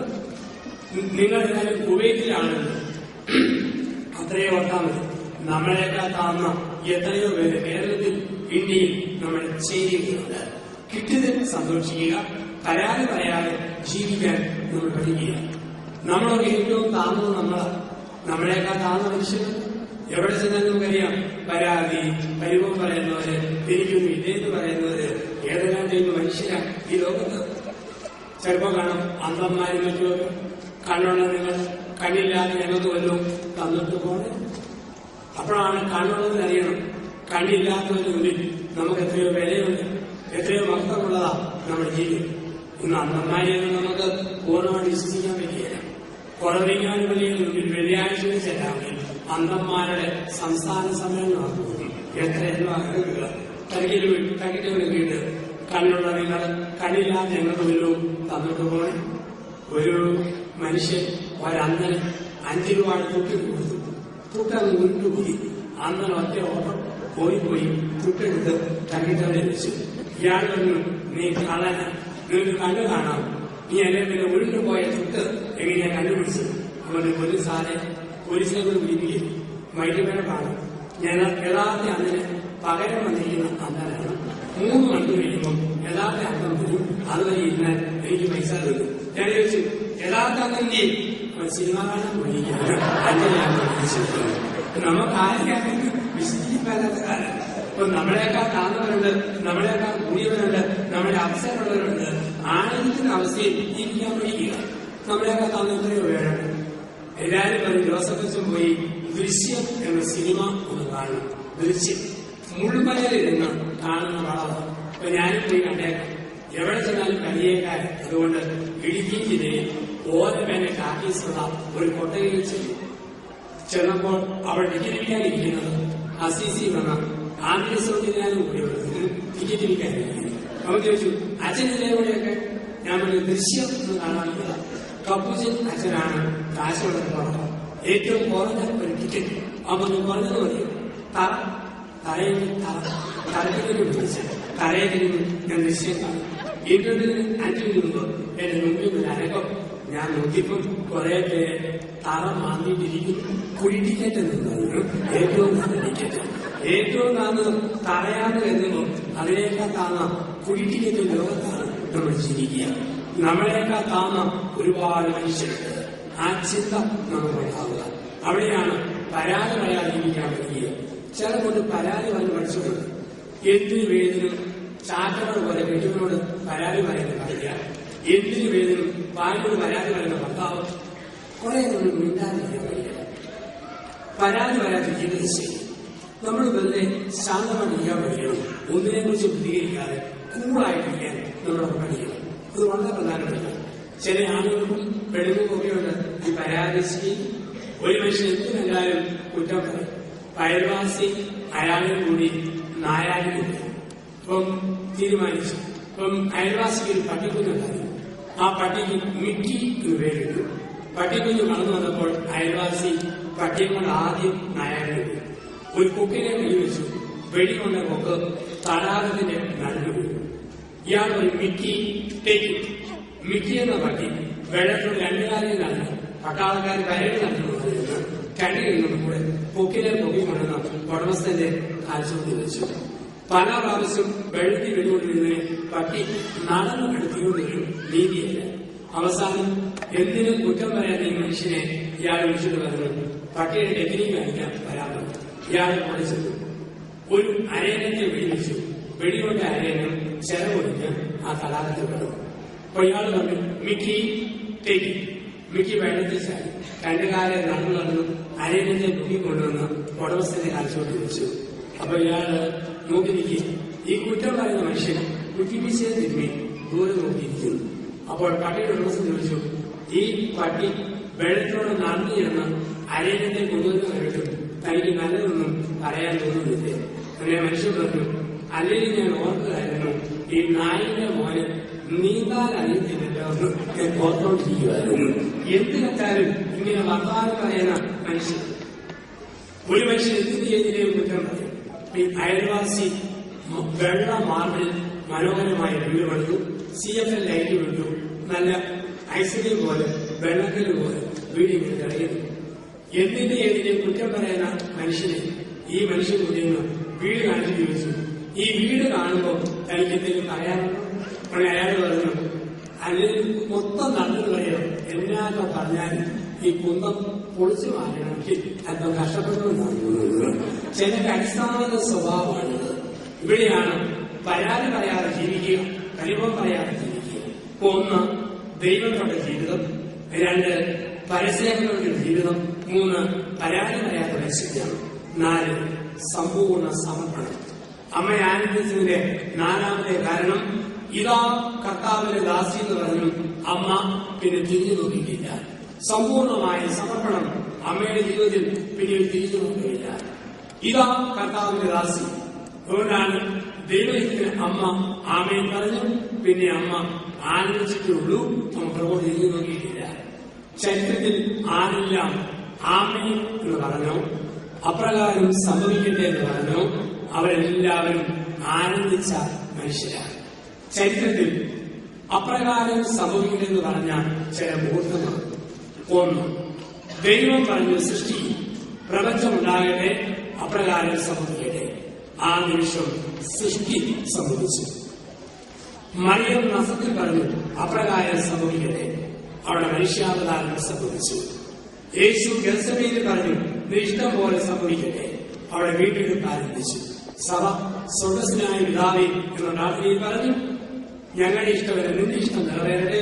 അപ്രകാരം സഭ ക്രിസ്തുവിനും അഗ്നിശരീരമുള്ള സഭ ഈ ഭൂമിയിൽ ഉരുവിട്ടു വരികയാണ്.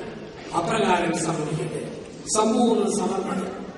സമ്പൂർണ്ണ സമർപ്പണം നടത്തിയവർക്ക് ഒരുറപ്പുണ്ട്, എന്റെ ജീവിതത്തിൽ എന്ത് സംഭവിച്ചാലും ദൈവം അറിയാതെയല്ല. എന്റെ ജീവിതത്തിൽ എന്ത് സംഭവിച്ചാലും ദൈവം അറിയാതെയല്ല. ആ തിരിച്ചറിവാണ് സമ്പൂർണ്ണ സമർപ്പണം നടത്തിയവർക്കുള്ള ഒരു വലിയ ഉറപ്പ്. സമർപ്പിച്ച വ്യക്തിയിൽ എന്ത് സംഭവിക്കണമെന്ന് സമർപ്പണം സ്വീകരിച്ചയാൾ തീരുമാനിക്കും. എന്റെ സഭയിൽ ഒരു അച്ഛന് മേജർ ഓപ്പറേഷൻ വന്നാൽ അച്ഛന്റെ മാതാപിതാക്കളല്ല ഞാനാണ് ഒപ്പിട്ട് കൊടുക്കുന്നത്. സമർപ്പണം സ്വീകരിച്ചയാള് സമർപ്പിച്ച വ്യക്തിയിൽ എന്ത് സംഭവിക്കണമെന്ന് തീരുമാനിക്കും. ഒരു ഭാര്യയ്ക്ക് മേജർ ഓപ്പറേഷൻ വന്നാൽ അവിടെ അപ്പനും അമ്മയിൽ ഒപ്പിട്ട് കൊടുക്കേണ്ടത് കെട്ടിയവനാണ്. ഭർത്താവിന് മേജർ ട്രീറ്റ്മെന്റ് ഒപ്പിട്ട് കൊടുക്കേണ്ടത് ഭാര്യയാണ്. സമർപ്പിച്ച വ്യക്തിയിൽ എന്ത് സംഭവിക്കണമെന്ന് സമർപ്പണം സ്വീകരിച്ചയാള് തീരുമാനിക്കുന്നു. നമ്മുടെ ജീവിതം അങ്ങനെയാണ്. അതുകൊണ്ടാണ് സമർപ്പിക്കുമ്പോൾ ടെൻഷൻ, അവസാനമായിട്ട് കൊടുക്കാൻ പോകുന്നു, ഇനി തിരിച്ചെടുത്തില്ല. അതുകൊണ്ടാണ് കെട്ടുമ്പോൾ ആളുകൾ പറയും, കെട്ടിക്കുമ്പോൾ പെണ്ണുകൾ വേർക്കുന്നു. കാരണം സമർപ്പണമാണ്. ഞാൻ അച്ഛനായി അധികം താമസിയാതെ കെട്ടിച്ചത് അപ്പന്റെ പെങ്ങളുടെ മകന്റെ മകൻ ഇന്ത്യൻ പട്ടാളത്തിൽ ഉന്നത ഉദ്യോഗസ്ഥൻ. പഞ്ചാബിൽ സിഖ് ഭീകരന്മാരെ തോക്കുകൾ നിർത്തി കെടിയിടാൻ പഠിപ്പിച്ചത്. ആരണിപ്പോകം, ആരാണിഭാവം, കപ്പട മീസ, ഒത്തവണ്ണം, മുഴുത്ത മനുഷ്യൻ. അവൻ കെട്ടിയതോ ഡൽഹി പോലീസിലെ അഞ്ചേരി പൊക്കമുള്ള വനിതാ സർക്കിൾ ഇൻസ്പെക്ടറെയാണ്. എറണാകുളം സെമിനിസിക്കായി ഇവിടെ കേട്ടുമ്പോൾ ഞാൻ കണ്ടു ഭീകരന്മാരെ കെടിയിടാൻ ബന്ധിച്ചു ഇവിടെ പുറകിൽ നിന്ന് കാട്ടിൽ കരിയിട പോലെ കെടിയിടാൻ ബന്ധിക്കുന്നു. മൂക്ക് ചാമഞ്ഞ പോലെ ചുമക്കുന്നു, ചൊടി വരണുന്നു, നക്കുന്നു, നനയ്ക്കുന്നു, ചൊട്ടുന്നു, ഞൊടയുന്നു. എപ്പോഴാണ് അഭിപ്രായം? ഇവൻ കഷ്ടപ്പെട്ട് കെട്ടുമ്പോൾ ഞാൻ നോക്കുമ്പോഴുണ്ട് വെളിയുടെ പരിപാടി കെട്ടേണ്ട ചാനൽ തലയുടെ ഈ ഭാഗത്തുകൊണ്ട് കെട്ടിവെച്ചു. സഹതാപം എനിക്ക് പറയാൻ തുടങ്ങി, എടാ പേടിക്കണ്ട, നിനക്ക് ഇത്തിരി പേടിയാണ്, നീ മാറി നിൽക്കടാ, ഞാൻ കെട്ടിത്തരാം. ഇവൻ അവലോകത്തെ മുഴുവൻ രാത്രി വീശി അടിച്ചു നടന്നോള. പക്ഷെ രാത്രിയുടെ നാലിന്റെ പകുതിയൊരു കട്ടിയില്ലാത്ത ഒരു ചീറ്റുനൂൽ, അത്രയും കട്ടിയുള്ള ഒരു കൊച്ചു പോലെ ഇവന്റെ വല്ല തിരികെ കേൾക്കുമ്പോൾ ഏതോ കലാമണിയും കല്യാണിക്കുട്ടിയെന്ന കുച്ചിക്കുടി ആടുന്നത് ഇവിടെ കഴിഞ്ഞ മൊത്തം നൽകി. എന്തിനാണ് ഈ വിലക്കുന്നത്? ധൈര്യമായിട്ട് തിരികെ കഴിയും മോതിരമൊന്നും പറഞ്ഞ് അച്ഛന് കയറി ചെല്ലാൻ പറ്റുമോ? വെപ്രാളത്തിൽ പേരകാരിയുടെ അവിടെ കയ്യങ്ങാനും തെല്ലുമാറി മോതിരം എന്റെ വല്ല ബുദ്ധിക്കാൻ പ്രശ്നം എങ്ങനെയാക്കാൻ പോയതരാം. ഇത് സമ്പൂർണമായ സമർപ്പണമാണ്. സമർപ്പിച്ച വ്യക്തിയിൽ എന്ത് സംഭവിക്കണമെന്ന് സമർപ്പണം സ്വീകരിച്ച ആളാണ് തീരുമാനിക്കുക. മോതിരം അണിയിക്കുന്ന പ്രത്യേകതയാണ്. എന്താണ് മോതിരം എന്ന് പറയുക? മോതിരത്തിന് 4 അർത്ഥങ്ങളുണ്ട്. മോതിരത്തിന് ഒന്ന്, മോതിരം അലുമിനിയമല്ല, ചെമ്പല്ല, ഇരുമ്പല്ല, തകരല്ല, സ്വർണമാണ്. ഏറ്റവും വില പിടിച്ച സാധനം സ്വർണം. വില പിടിച്ച സ്വർണം കൊണ്ട് മോതിരം പുരുഷൻ സ്ത്രീയെയും സ്ത്രീ പുരുഷനെയും അണിയിക്കുമ്പോൾ പറയുന്നത് നീ എനിക്ക് വിലപ്പെട്ടവനാണ്, നീ എനിക്ക് വിലപ്പെട്ടവളാണ്. ഇതാണ് മോതിരത്തിന്റെ അർത്ഥം. രണ്ടാമത്, മോതിരം അഭിമാനത്തിന്റെ പ്രതീകമാണ്. അഭിമാനം. ചില ആൾക്കാരെ കാണാൻ പറ്റും ക്ലാസ് ഒപ്പിച്ചവര് എല്ലാവരും മോതിരം എടുക്കുന്നവരുണ്ട്. ചില ചെന്നൈക്കാരെ പോലെ നടുവിലും ചൂടുവരും മോതിരം എടുക്കുന്നവര്. ഈ മോതിരം അഭിമാനമാണ്. അത് കാണിക്കാൻ തന്നെ ഇടുന്നതാണ്. ചെറിയ കഴിയും അച്ഛനിപ്പം പലരാണ്, കൊടയത്താണോ, എവിടുന്നാണ് ഈ മോതിരം എടുക്കാൻ വേണ്ടിയിട്ടാണ്. മോതിരം അഭിമാനമാണ്. പുരുഷന്റെ പേരെഴുതിയ മോതിരം സ്ത്രീ അണിയുമ്പോൾ അവൾ പറയുന്നു, ഇങ്ങനെ എന്റെ അഭിമാനമാണ്. അവൻ പറയുന്നു, മോളെ നീ എന്റെ അഭിമാനമാണ്. അഭിമാനം കൊണ്ടാണ് മോതിരം. നിങ്ങൾ ഓർത്തോണം, യൂട്യൂബിൽ നിങ്ങൾക്കൊരു പ്രോഗ്രാം കാണാം വിവാഹത്തെ കുറിച്ച്. അതിങ്ങനെയാണ്, നടുവിലത്തെ വിരൽ മടക്കി താഴോട്ട് കൊടുക്കും, മറ്റ് വിരലുകൾ പൊക്കി ഇങ്ങനെ പിടിക്കും. ഏറ്റവും പൊക്കമുള്ള വിരല് മടക്കി താഴോട്ട് വെച്ച് ഞെക്കി പിടിക്കണം, ഒട്ടും അകരാതെ. തള്ളവരലും ചൂണ്ടുവരലും മോതിരവരലും ചെറുവരലും ഇങ്ങനെ പൊക്കി പിടിക്കും. ഇങ്ങനെ നടുവരൽ എന്ന് പറയുന്നത് ഞാൻ എന്റെ ജീവിത പങ്കാളിയാണ്, എന്റെ വ്യക്തിത്വമാണ്. അതൊരിക്കലും അയയാതെ ഇങ്ങനെ മുറുകി താഴ്ത്തുകയും. തള്ളവരൽ എന്റെ അപ്പനും അമ്മയുമാണ്. തള്ളവരിൽ അകത്താൻ പറ്റും. വിവാഹം കഴിയുമ്പോൾ മാതാപിതാക്കളെ വിട്ടുപോകും. ചൂണ്ടുവരൽ എന്റെ സഹോദരി സഹോദരന്മാരാണ്. ആ വിരലിൽ നമുക്ക് അകത്താൻ പറ്റും, നടുവിൽ ചേർത്ത് വെച്ചുകൊണ്ട്. അതേസമയം ചെറുവരൽ എന്റെ മക്കളാണ്, മക്കളും പോകും. പക്ഷേ നടുവരൽ നമുക്ക് പിടിച്ചാൽ മോതിരം വിടുന്ന വിരലിൽ നമുക്ക് അനക്കാൻ പറ്റുകയില്ല. കാരണം വിവാഹത്തിന്റെ മോതിരം ആ വിരലിലാണ് അണിയിക്കുക. ഒത്തിരി കഷ്ടപ്പെട്ട് ബലപ്രയോഗിച്ച മകനെ അനക്കാൻ പറ്റും എന്ന് പറഞ്ഞാൽ ഒത്തിരി കഷ്ടപ്പെട്ടാൽ ഒരു ഡൈവോഴ്സ് ഒപ്പിച്ചെടുക്കാം, അല്ലെങ്കിൽ നിങ്ങൾ മുന്നിൽ ഉള്ളൂ. അപ്പം മനോഹരമായ ദൈവം ക്രമീകരിച്ച ദാമ്പത്യത്തിന്റെ വിവാഹത്തിന് മോതിരം. അപ്പൊ ഒന്ന്, നീ എനിക്ക് വിലപ്പെട്ടതാണ്. 2, അഭിമാനം. 3, വിവാഹ മോതിരം ഒരു വൃത്തമാണ്. സ്കെയിലിന് അറ്റമുണ്ട്, വൃത്തത്തിന് അന്ത്യമില്ല. വൃത്തം ഇങ്ങനെ കേണല, നിത്യമാണ്. ഭർത്താവിന്റെ ഭാര്യ പറയുന്നു, അവസാനിക്കാത്ത സ്നേഹം കൊണ്ട് നിന്നെ ഞാൻ പൊതിയും. അവൻ പറയുന്നു, അവസാനിക്കാത്ത സ്നേഹം കൊണ്ട് നിന്നെ ഞാനും പൊതിയും. അവസാനിക്കാത്ത സ്നേഹം, അതാണ് വൃത്തത്തിലുള്ള മോതിരം. 4, മോതിരം കിഴക്കിൽ എറിഞ്ഞിറക്കുന്ന പോലെയാണ്. നമ്മുടെ നാട്ടിലൊക്കെ റിംഗാണ് കണ്ടിട്ട് ഇതുപോലെ മോതിരം വെള്ളയിൽ ഇറക്കുന്നു. വെള്ളയിൽ ഇറക്കിയിട്ട് പരസ്പരം പറയുന്നത് എന്താ? പുരുഷൻ സ്ത്രീയോടും സ്ത്രീ പുരുഷനോടും അവരിങ്ങനെ ഇറങ്ങുമ്പോൾ ആൾക്കാർ പറയുകയാണ്, മോനെ മോട്ടെ രണ്ടുപേരും കൂടെ മരണഘട്ടിലെ മോട്ടോർ സൈക്കിൾ വേല ആരംഭിച്ചിരിക്കുകയാണ്. ഞങ്ങൾ ഇത് നോക്കിക്കൊണ്ട് നിൽക്കും.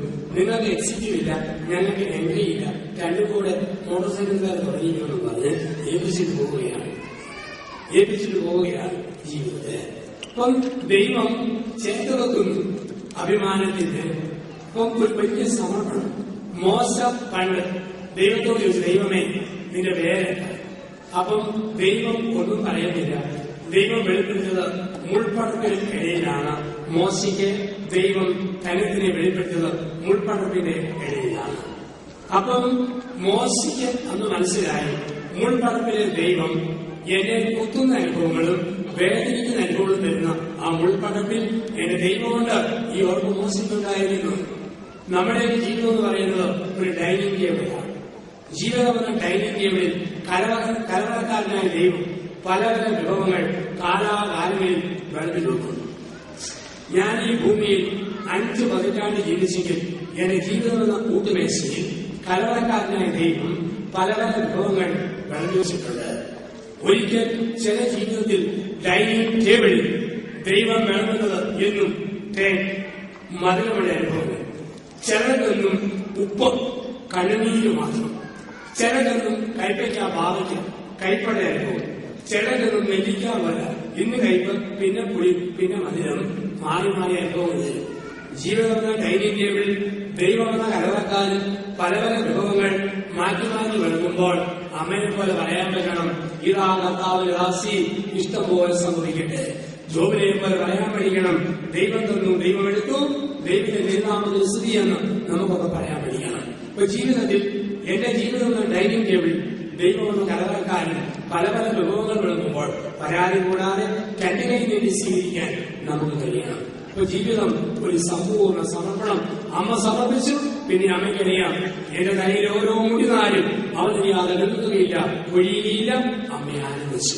1 ദൈവത്തിന്റെ ജീവിതം, 2 പരസ്യങ്ങളുടെ ജീവിതം, 3 പരാതിയില്ലാത്ത ജീവിതം, 4 സമ്പൂർണ്ണ സമർപ്പിത ജീവിതം, 5 അമ്മയെ ആനന്ദിച്ചതിന്റെ 5ാമത്തെ കാരണം കൈവിട്ടുപോയ തമ്പുരാനെ അമ്മ ജീവിതത്തിലേക്ക് കൂട്ടിക്കൊണ്ടുവന്നു. കൈവിട്ടുപോയ തമ്പുരാനെ അമ്മ ജീവിതത്തിലേക്ക് കൂട്ടിക്കൊണ്ടുവന്നു. അവിടെ അമ്മ ആനന്ദിച്ചു. മാതാവ് ഏറ്റവും വേദനിച്ചത് യേശുവിനെ കാണാതെ പോയ 3 ദിവസങ്ങൾ. ഏറ്റവും ആനന്ദിച്ചത് യേശുവിനെ കണ്ടുകിട്ടിയ 3-ാം ദിവസം. ഏറ്റവും ആനന്ദിച്ചു.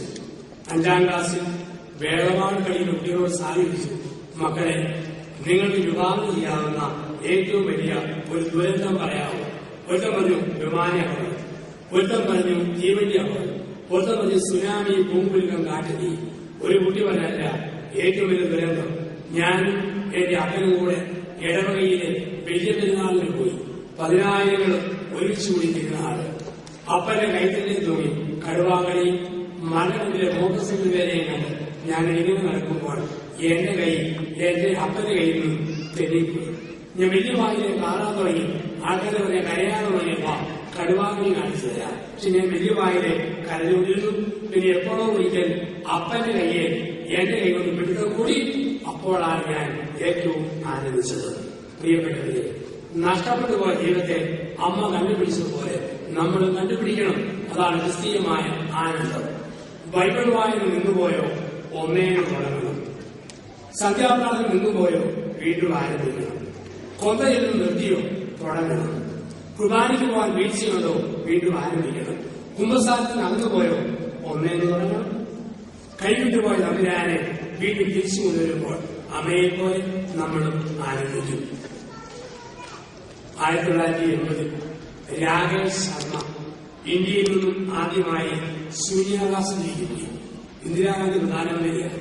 രാകേഷ് ശർമ്മ സൂര്യാകാശത്തിരിക്കുമ്പോൾ ഇന്ദിരാഗാന്ധി പ്രത്യേക കേബിൾ ഫോണിലൂടെ രാകേഷ് ശർമ്മ ചോദിച്ചു, രാകേഷ് ഹമാര ഭാരത് കൈസിയോ, നമ്മുടെ ഇന്ത്യ കണ്ടാൽ എങ്ങനെയുണ്ട്? രാകേഷ് ശർമ്മ ആകാശത്ത് നിന്നും ഭൂമിയെ നോക്കിയിട്ട് ഇന്ദിരയോട് പറഞ്ഞു, മാഡം ഹമാരാ ഭാരത് സാരേ ധാംസി അച്ഛ. ലോകത്ത് കാണാൻ ഏറ്റവും ഭംഗിയുള്ളത് നമ്മുടെ ഇന്ത്യയിലാണ്. 2000 വർഷം മുമ്പ് ദൈവമായ പിതാവ് ഗബ്രിയേൽ മാലാഖയോട് പറഞ്ഞു, സ്വർഗത്തിന്റെ കിളിവാതിൽ തുറന്ന് ഭൂമിയിലേക്ക് നോക്കുക, എനിക്ക് മനുഷ്യനായി അവതരിക്കാൻ പറ്റിയ ഒരു സ്ഥിതി ഭൂമിയിലുണ്ടോ? ഗബ്രിയേൽ ഭൂമിയിലേക്ക് നോക്കി, എല്ലാ പെണ്ണുങ്ങളെയും കണ്ടു. കൂട്ടത്തിൽ നസറത്തിലെ മറിയത്തെ കണ്ടിട്ട് ഗബ്രിയേൽ ദൈവത്തോട് പറഞ്ഞു, ദൈവത്തെ നോക്കി പറഞ്ഞു, മേരി സാനി തെഹാംസെ അച്ചി എന്ന് പറഞ്ഞു ഒരു വാക്ക് പറഞ്ഞു. ഇതാണ് മംഗളവാർത്ത. സ്ത്രീകളെ നീ അനുഗ്രഹിക്കും ഭാഗ്യവതിയാണ്. ഇതുപോലെ മറ്റൊരു പെണ്ണിനെ കണ്ടിട്ടില്ല, നീ സ്ത്രീകളിൽ ഭാഗ്യവതിയാണ്. ഗബ്രിയേൽ പറഞ്ഞു, ദൈവം മുൻനിർത്തി. അങ്ങനെ മത്സ്യത്വ ചരിത്രത്തിൽ തെരഞ്ഞെടുക്കപ്പെട്ടു. പ്രിയപ്പെട്ടവരെ, ഈ അമ്മയുടെ വിഗ്രഹത്തിൽ നമ്മളെ ചേർത്ത് കൊള്ളുക. അതുകൊണ്ടാണ് മാതാവിനെ കുഞ്ഞുനാൾ മുതൽ പിടിച്ചു പഠിച്ച ആരെയും അമ്മ കൈവിട്ടിട്ടില്ല. അമ്മ കൈവിട്ടിട്ടില്ല. ഒരു പ്രസവത്തിന് വിളിച്ചപ്പോൾ ഞാൻ പറഞ്ഞു, അധികമൊന്നും ഒരുങ്ങിയിട്ടില്ല. ഉടനെ കന്യാസ്ത്രീകൾ പറയുന്നത്, എന്തിനാഴ്ച ഒരുങ്ങുന്നത്? അച്ഛൻ പച്ചവെള്ളം കൊണ്ട് വന്നാൽ മതി, മാതാവിനെ കൂടെ കൊണ്ടുപോവാ, മറിയും വെള്ളത്തെ വീഞ്ഞാക്കി നടത്തുന്നത്. ഇതാണ് അമ്മ. നമുക്ക് എന്ത് തകർച്ചയിലും നോവലുകളിലും അമ്മയെ വിളിച്ച് കുതിരാത്തവർ, കുതിരീരാത്തവർ വിളിക്കാനുള്ള നാമം അമ്മ, പരിശുദ്ധമ്മ. ഈ അമ്മയുടെ നാമമാണ്. അമ്മയുടെ ഹൃദയത്തിൽ നമ്മളെ ചേർത്ത് വെക്കുക.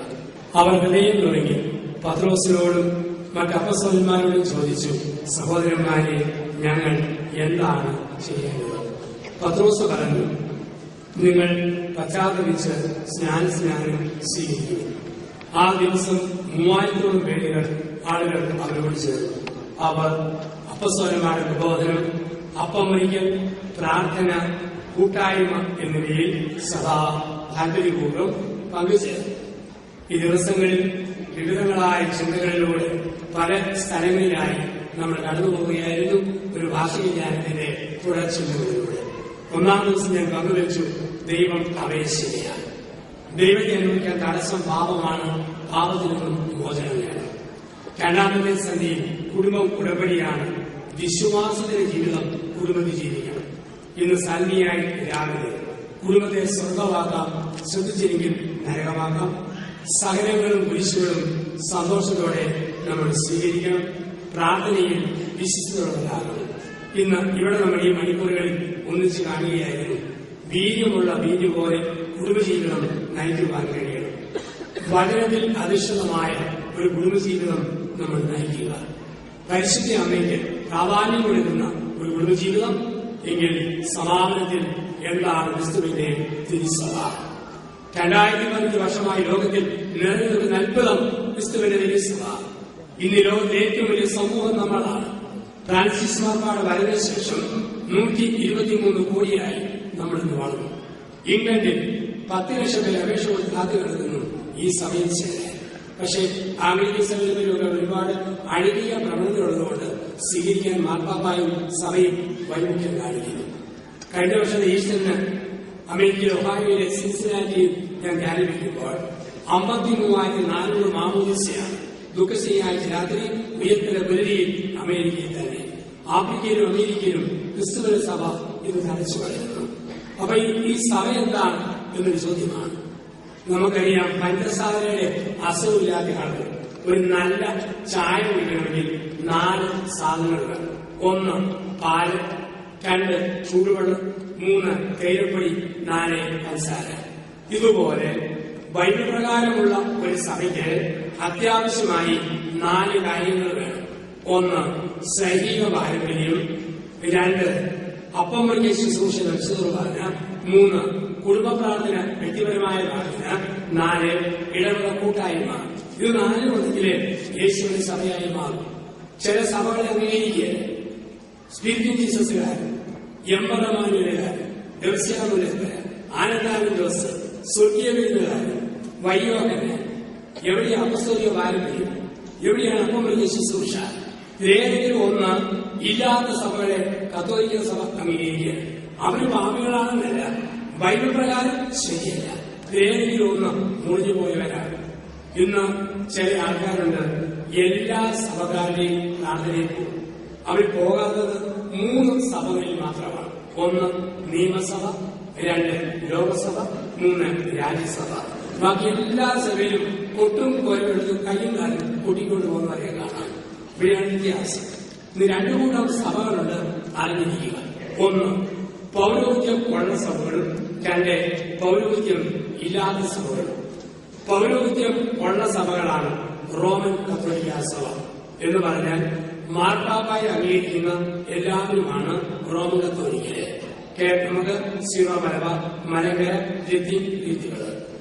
അതുപോലെ യാക്കോബായ സഭയെന്ന ഭാവാകക്ഷി, ഓർത്തഡോക്സ് സഭയെന്ന മെത്രാകക്ഷി. കത്തോലിക്ക സഭയും ഓർത്തഡോക്സ് സഭയും യാക്കോബായ സഭയും തമ്മിൽ രമ്യതയിലാണ്. കാരണം ദൈവമാതാവിനെ വിളിച്ച് പ്രാർത്ഥിക്കുന്ന എല്ലാ സഭകളിലും രമ്യതയിലാണ്. പൗരോഹിത്യം നമ്മളുമായി ഐക്യത്തിലല്ലാത്ത പൗരോഹിത്യ സഭകളാണ് മർത്തോമ സഭ, ആംഗ്ലിക്കൻ സഭ, CSI സഭ, CNA സഭ, ലൂതറൻ സഭ. അവിടെയും പൗരോഹിത്യമുണ്ട്. ഇങ്ങനെ പൗരോഹിത്യവും മേൽപ്പട്ടക്കാരുള്ള സഭയുടെ പ്രത്യേകത വാണ് എടുക്കുന്നവരൊക്കെ വെളിച്ചപ്പാടാക്കാൻ പറ്റിയില്ല. കാരണം വിവരമുള്ളവരെ തലപ്പത്തുണ്ട്. ഞാനിവിടെ കുവൈറ്റ് അല്പം ദൂരെയാണ്, കടലിനിക്കരയാണ്. എനിക്ക് തോന്നുന്നതൊക്കെ പ്രസംഗിക്കാന്ന് വെച്ച് ഞാൻ പ്രസംഗിച്ചു തുടങ്ങിയാൽ അധികം താമസിയാതെ വാർത്ത കാക്കനാട് ഹെഡ് ഓഫീസിൽ എത്തുകയും ഒട്ടും താമസിയാതെ എന്റെ ജ്ഞാനത്തിന്റെ അന്ത്യം ആസന്നമാവുകയും ചെയ്യും. കാരണം വിവരമുള്ളവര് തലപ്പത്തുണ്ട്. വിവരമുള്ളവര് തലപ്പത്തില്ലാത്ത സഭകളുണ്ട്. ഇന്ത്യൻ പെന്തക്കോസ്ത്, യഹോവ സാക്ഷി, പൂർണ്ണ സുവിശേഷം, സിലോൺ പെന്തക്കോസ്ത്, വിടുതൽ സഭ, ബദൽ സഭ, ഒരു ഉദാഹരണ മുഖ്യ രൂപ, നീലം മുഖ്യ രൂപ, യുവാടെ തെളിഞ്ഞു കഴിവരും മുറിച്ചു വെച്ചവര്, മുറിച്ചു മാറ്റിയവര്. നമ്മുടെ നാട്ടിൽ ഇന്നലെ വരെ എരുമപ്പാലും വിറ്റ് മിറ്റിലും കുടിച്ച് നടന്നവൻ ബെന്തിക്കോസ്ത് പാത്ര. രണ്ട് ഓരവടലും ഒരു പരമ്പ് മതി വൈകിപ്പരമ്പിലെ പഞ്ചവാദ സഭകൾക്ക് ഉത്ഭവപ്പെടുത്താൻ. പിന്നീടുള്ള സഭകൾ ഇത് ധാരാളമുണ്ട്. ഇവരൊക്കെ ഒന്നാണ് മാതാവിനെ തിരുവരയെ, മെത്രാമാരെ തിരുവരയെ, സഭയെ തിരിച്ചിരിക്കുക. ഇപ്പൊ രണ്ടു കൂട്ടം സഭകൾ, പൗരോഹിത്യമുള്ള സഭകളും പൗരോഹിത്യം ഇല്ലാത്ത സഭകളും. അപ്പൊ ഇവർക്ക് എന്തും പറയാം. യൂട്യൂബിൽ കണ്ടു കാണും ഒരു അബ്രഹാം ഭാഷ ആവേശം മുതിർത്ത ദേശീയ പതാകയെ കുറിച്ച് ഒറ്റ പ്രസംഗം. പച്ച, പണക്കാരന്റെ പച്ച. കാവി, BJP-കാരന്റെ കാവി. നടുക്കൽ വെള്ളം. വെള്ളയിലാണ് അശോകം. അശോകം എന്ന് പറഞ്ഞാൽ ശോകമില്ലാത്ത അവസ്ഥ. അശോകം അതെവിടെ വരണം? വെള്ളയെ വരണം. വെള്ളയം വന്നാൽ അശോകം. വെള്ളയായ ബന്ധിക്കോസ കണ്ണുള്ളത്. തൃശൂർ രാമപുരം ജയിലിൽ 90 ദിവസം ബോധപ്പെട്ട് നിന്നപ്പം കാശ്മീർ മനസ്സിലായി ദേശീയവാദയുടെ അർത്ഥം എന്താണ്. ഇതിനുള്ള കൂടുതലുണ്ട്. ഒരു വിവിധ കേരളന്മാര് തോന്നുന്ന പോലെ ബൈബിൾ പറഞ്ഞ് നടക്കും. ഇതാണ് വിപത്തെന്നൊക്കെ പറയുക. അപ്പൊ അങ്ങനെയുള്ളവർ ഇവിടെ വന്ന് തുള്ളുമ്പോൾ നമ്മുടെ ചില ആൾക്കാരും ഇത് കേൾക്കാമെന്ന് കേൾക്കുമ്പോൾ അവിടെയാണ് മനസ്സിലാക്കുക. അപ്പസ്തോലിക പാരമ്പര്യമുള്ള ഒരു സഭാ സമൂഹമുണ്ട്, ഒരു കൂട്ടായ്മയാണ്. അങ്ങനെ ഒരു കൂട്ടായ്മയാണ് സീറോ മലബാർ കൾച്ചറൽ അസോസിയേഷൻ ഇവിടെ കുവൈറ്റിലൊക്കെയുള്ളത്. പിതാക്കന്മാരുടെ അനുവാദത്തോടും ആശീർവാദത്തോടും ആരംഭിച്ച് അതിന്റെ ഒരു സമൂഹത്തിന്റെ പാരമ്പര്യം കളയാതെ കാത്തുസൂക്ഷിക്കാൻ വേണ്ടി നേതൃത്വം നൽകുമ്പോൾ ഇവരൊക്കെ ശ്രദ്ധിക്കുന്നതും ഇങ്ങനെയുള്ള വിവിധമായ സമൂഹത്തിൽ നമ്മുടെ ആൾക്കാർ പോകാതിരിക്കാനും അവരോട് ചേർന്ന് പോകാതിരിക്കാനുള്ള ഒരു പരിശീലനമാണ് ഇങ്ങനെയുള്ള സഹോദരന്മാരിലൂടെ നമുക്ക് ലഭിക്കുക. നമ്മുടെ ലഭിക്കുന്ന വിവിധ സ്ഥലങ്ങളിൽ നമുക്ക് കണ്ടെത്താൻ പറ്റും. അപ്പൊ നമ്മൾ ഇതിനോടൊക്കെ ചേർന്ന് നിൽക്കുക, ഒത്തു നിൽക്കുക, ഒറ്റപ്പെട്ടവരുടെ കൂട്ടത്തിൽ പോകാതെ ഒരുമിച്ചിരിക്കുന്നവരുടെ കൂട്ടത്തിൽ നിന്ന് നമ്മുടേതായ പൈതൃകത്തിൽ പാരമ്പര്യത്തിൽ നമ്മൾ വളരുക. ഇപ്പൊ സൈനിക പാരമ്പര്യം ആദിമസഭയിൽ പത്രോസും യാക്കോബും യോഹന്നാനും പ്രസംഗിച്ചെങ്കിൽ എഴുതിയെങ്കിൽ ഇന്ന് ആ സ്ഥാനത്ത് ഫ്രാൻസിസ് മാർപ്പാപ്പയും ആലഞ്ചേരി പിതാവും സിറിൽമാർ മെർസേഡിസ് പിതാവും സൂസൈപാക്യം പിതാവും കത്തോലിക്ക സഭയുടെ അധ്യക്ഷന്മാരെ നിൽക്കുന്നു. പുത്രപരിശയ തോമസ് ബാബ, ദേവരോധ കത്തോലിക്ക ബാബ, ഇവരിലൂടെ യാക്കോബായ ഓർത്തഡോക്സ് സഭയിൽ പത്രോസിന്റെയും യാക്കോബിന്റെയും പാരമ്പര്യം കൈമാറ്റം ചെയ്യപ്പെടുന്നു. നമ്മൾ ആ സഭയോടും പട്ടക്കാരോടും മേൽപ്പട്ടക്കാരോടും ഏത് സഭയിൽ അംഗങ്ങളാണോ അതുകൊണ്ട് നമ്മൾ ചേർന്ന് നിൽക്കുക. പൗരോഹിത്യ പാരമ്പര്യത്തില് ഇതാണ് അപ്പസ്തലന്മാരുടെ പ്രബോധനം എന്ന് പറയുക. മാതാവിനെ പറ്റിയും പരിഹസിക്കുന്ന ലേഖനങ്ങളും ചാനലുകളും വീട്ടിൽ വെക്കരുത്. അങ്ങനെയുള്ള പ്രസിദ്ധീകരണങ്ങൾ നമ്മൾ സബ്സ്ക്രൈബ് ചെയ്യുമ്പോൾ ദൈവമാതാവിനെ മോഹം തൂക്കാൻ എന്റെ പണത്തിന്റെ യോഗയിൽ ഈ ഗ്രൂപ്പുകാർക്ക് നമ്മൾ കൊടുക്കുന്നു. ഓർക്കുക, മാതാവിനെ വണങ്ങാത്ത ഗ്രൂപ്പുമൊത്ത് പ്രാർത്ഥനകൾ നടത്തരുത്. സഭയ്ക്ക് പ്രബോധനമാണ്. ദൈവമാതാവിനെ വണങ്ങാത്ത ഗ്രൂപ്പുമായിട്ട് പ്രാർത്ഥനകൾ നടത്തരുത്. അവർ മോശമായിട്ടല്ല, പക്ഷെ സഭയുടെ കാഴ്ചപ്പാടിന് അത് വിരുദ്ധമാണ്. അമ്മയെ അംഗീകരിക്കുന്ന കൂട്ടായ്മയിലാണ് നമ്മുടെ പ്രാർത്ഥനകളും കൂട്ടായ്മകളും പകരേണ്ടത്. കാരണം യേശു ജനിച്ചപ്പം ആദ്യം കണ്ടത് മാതാവിന്റെ മുഖം. യേശു മരിച്ചപ്പം അവസാനം കണ്ടതും മാതാവിന്റെ മുഖം.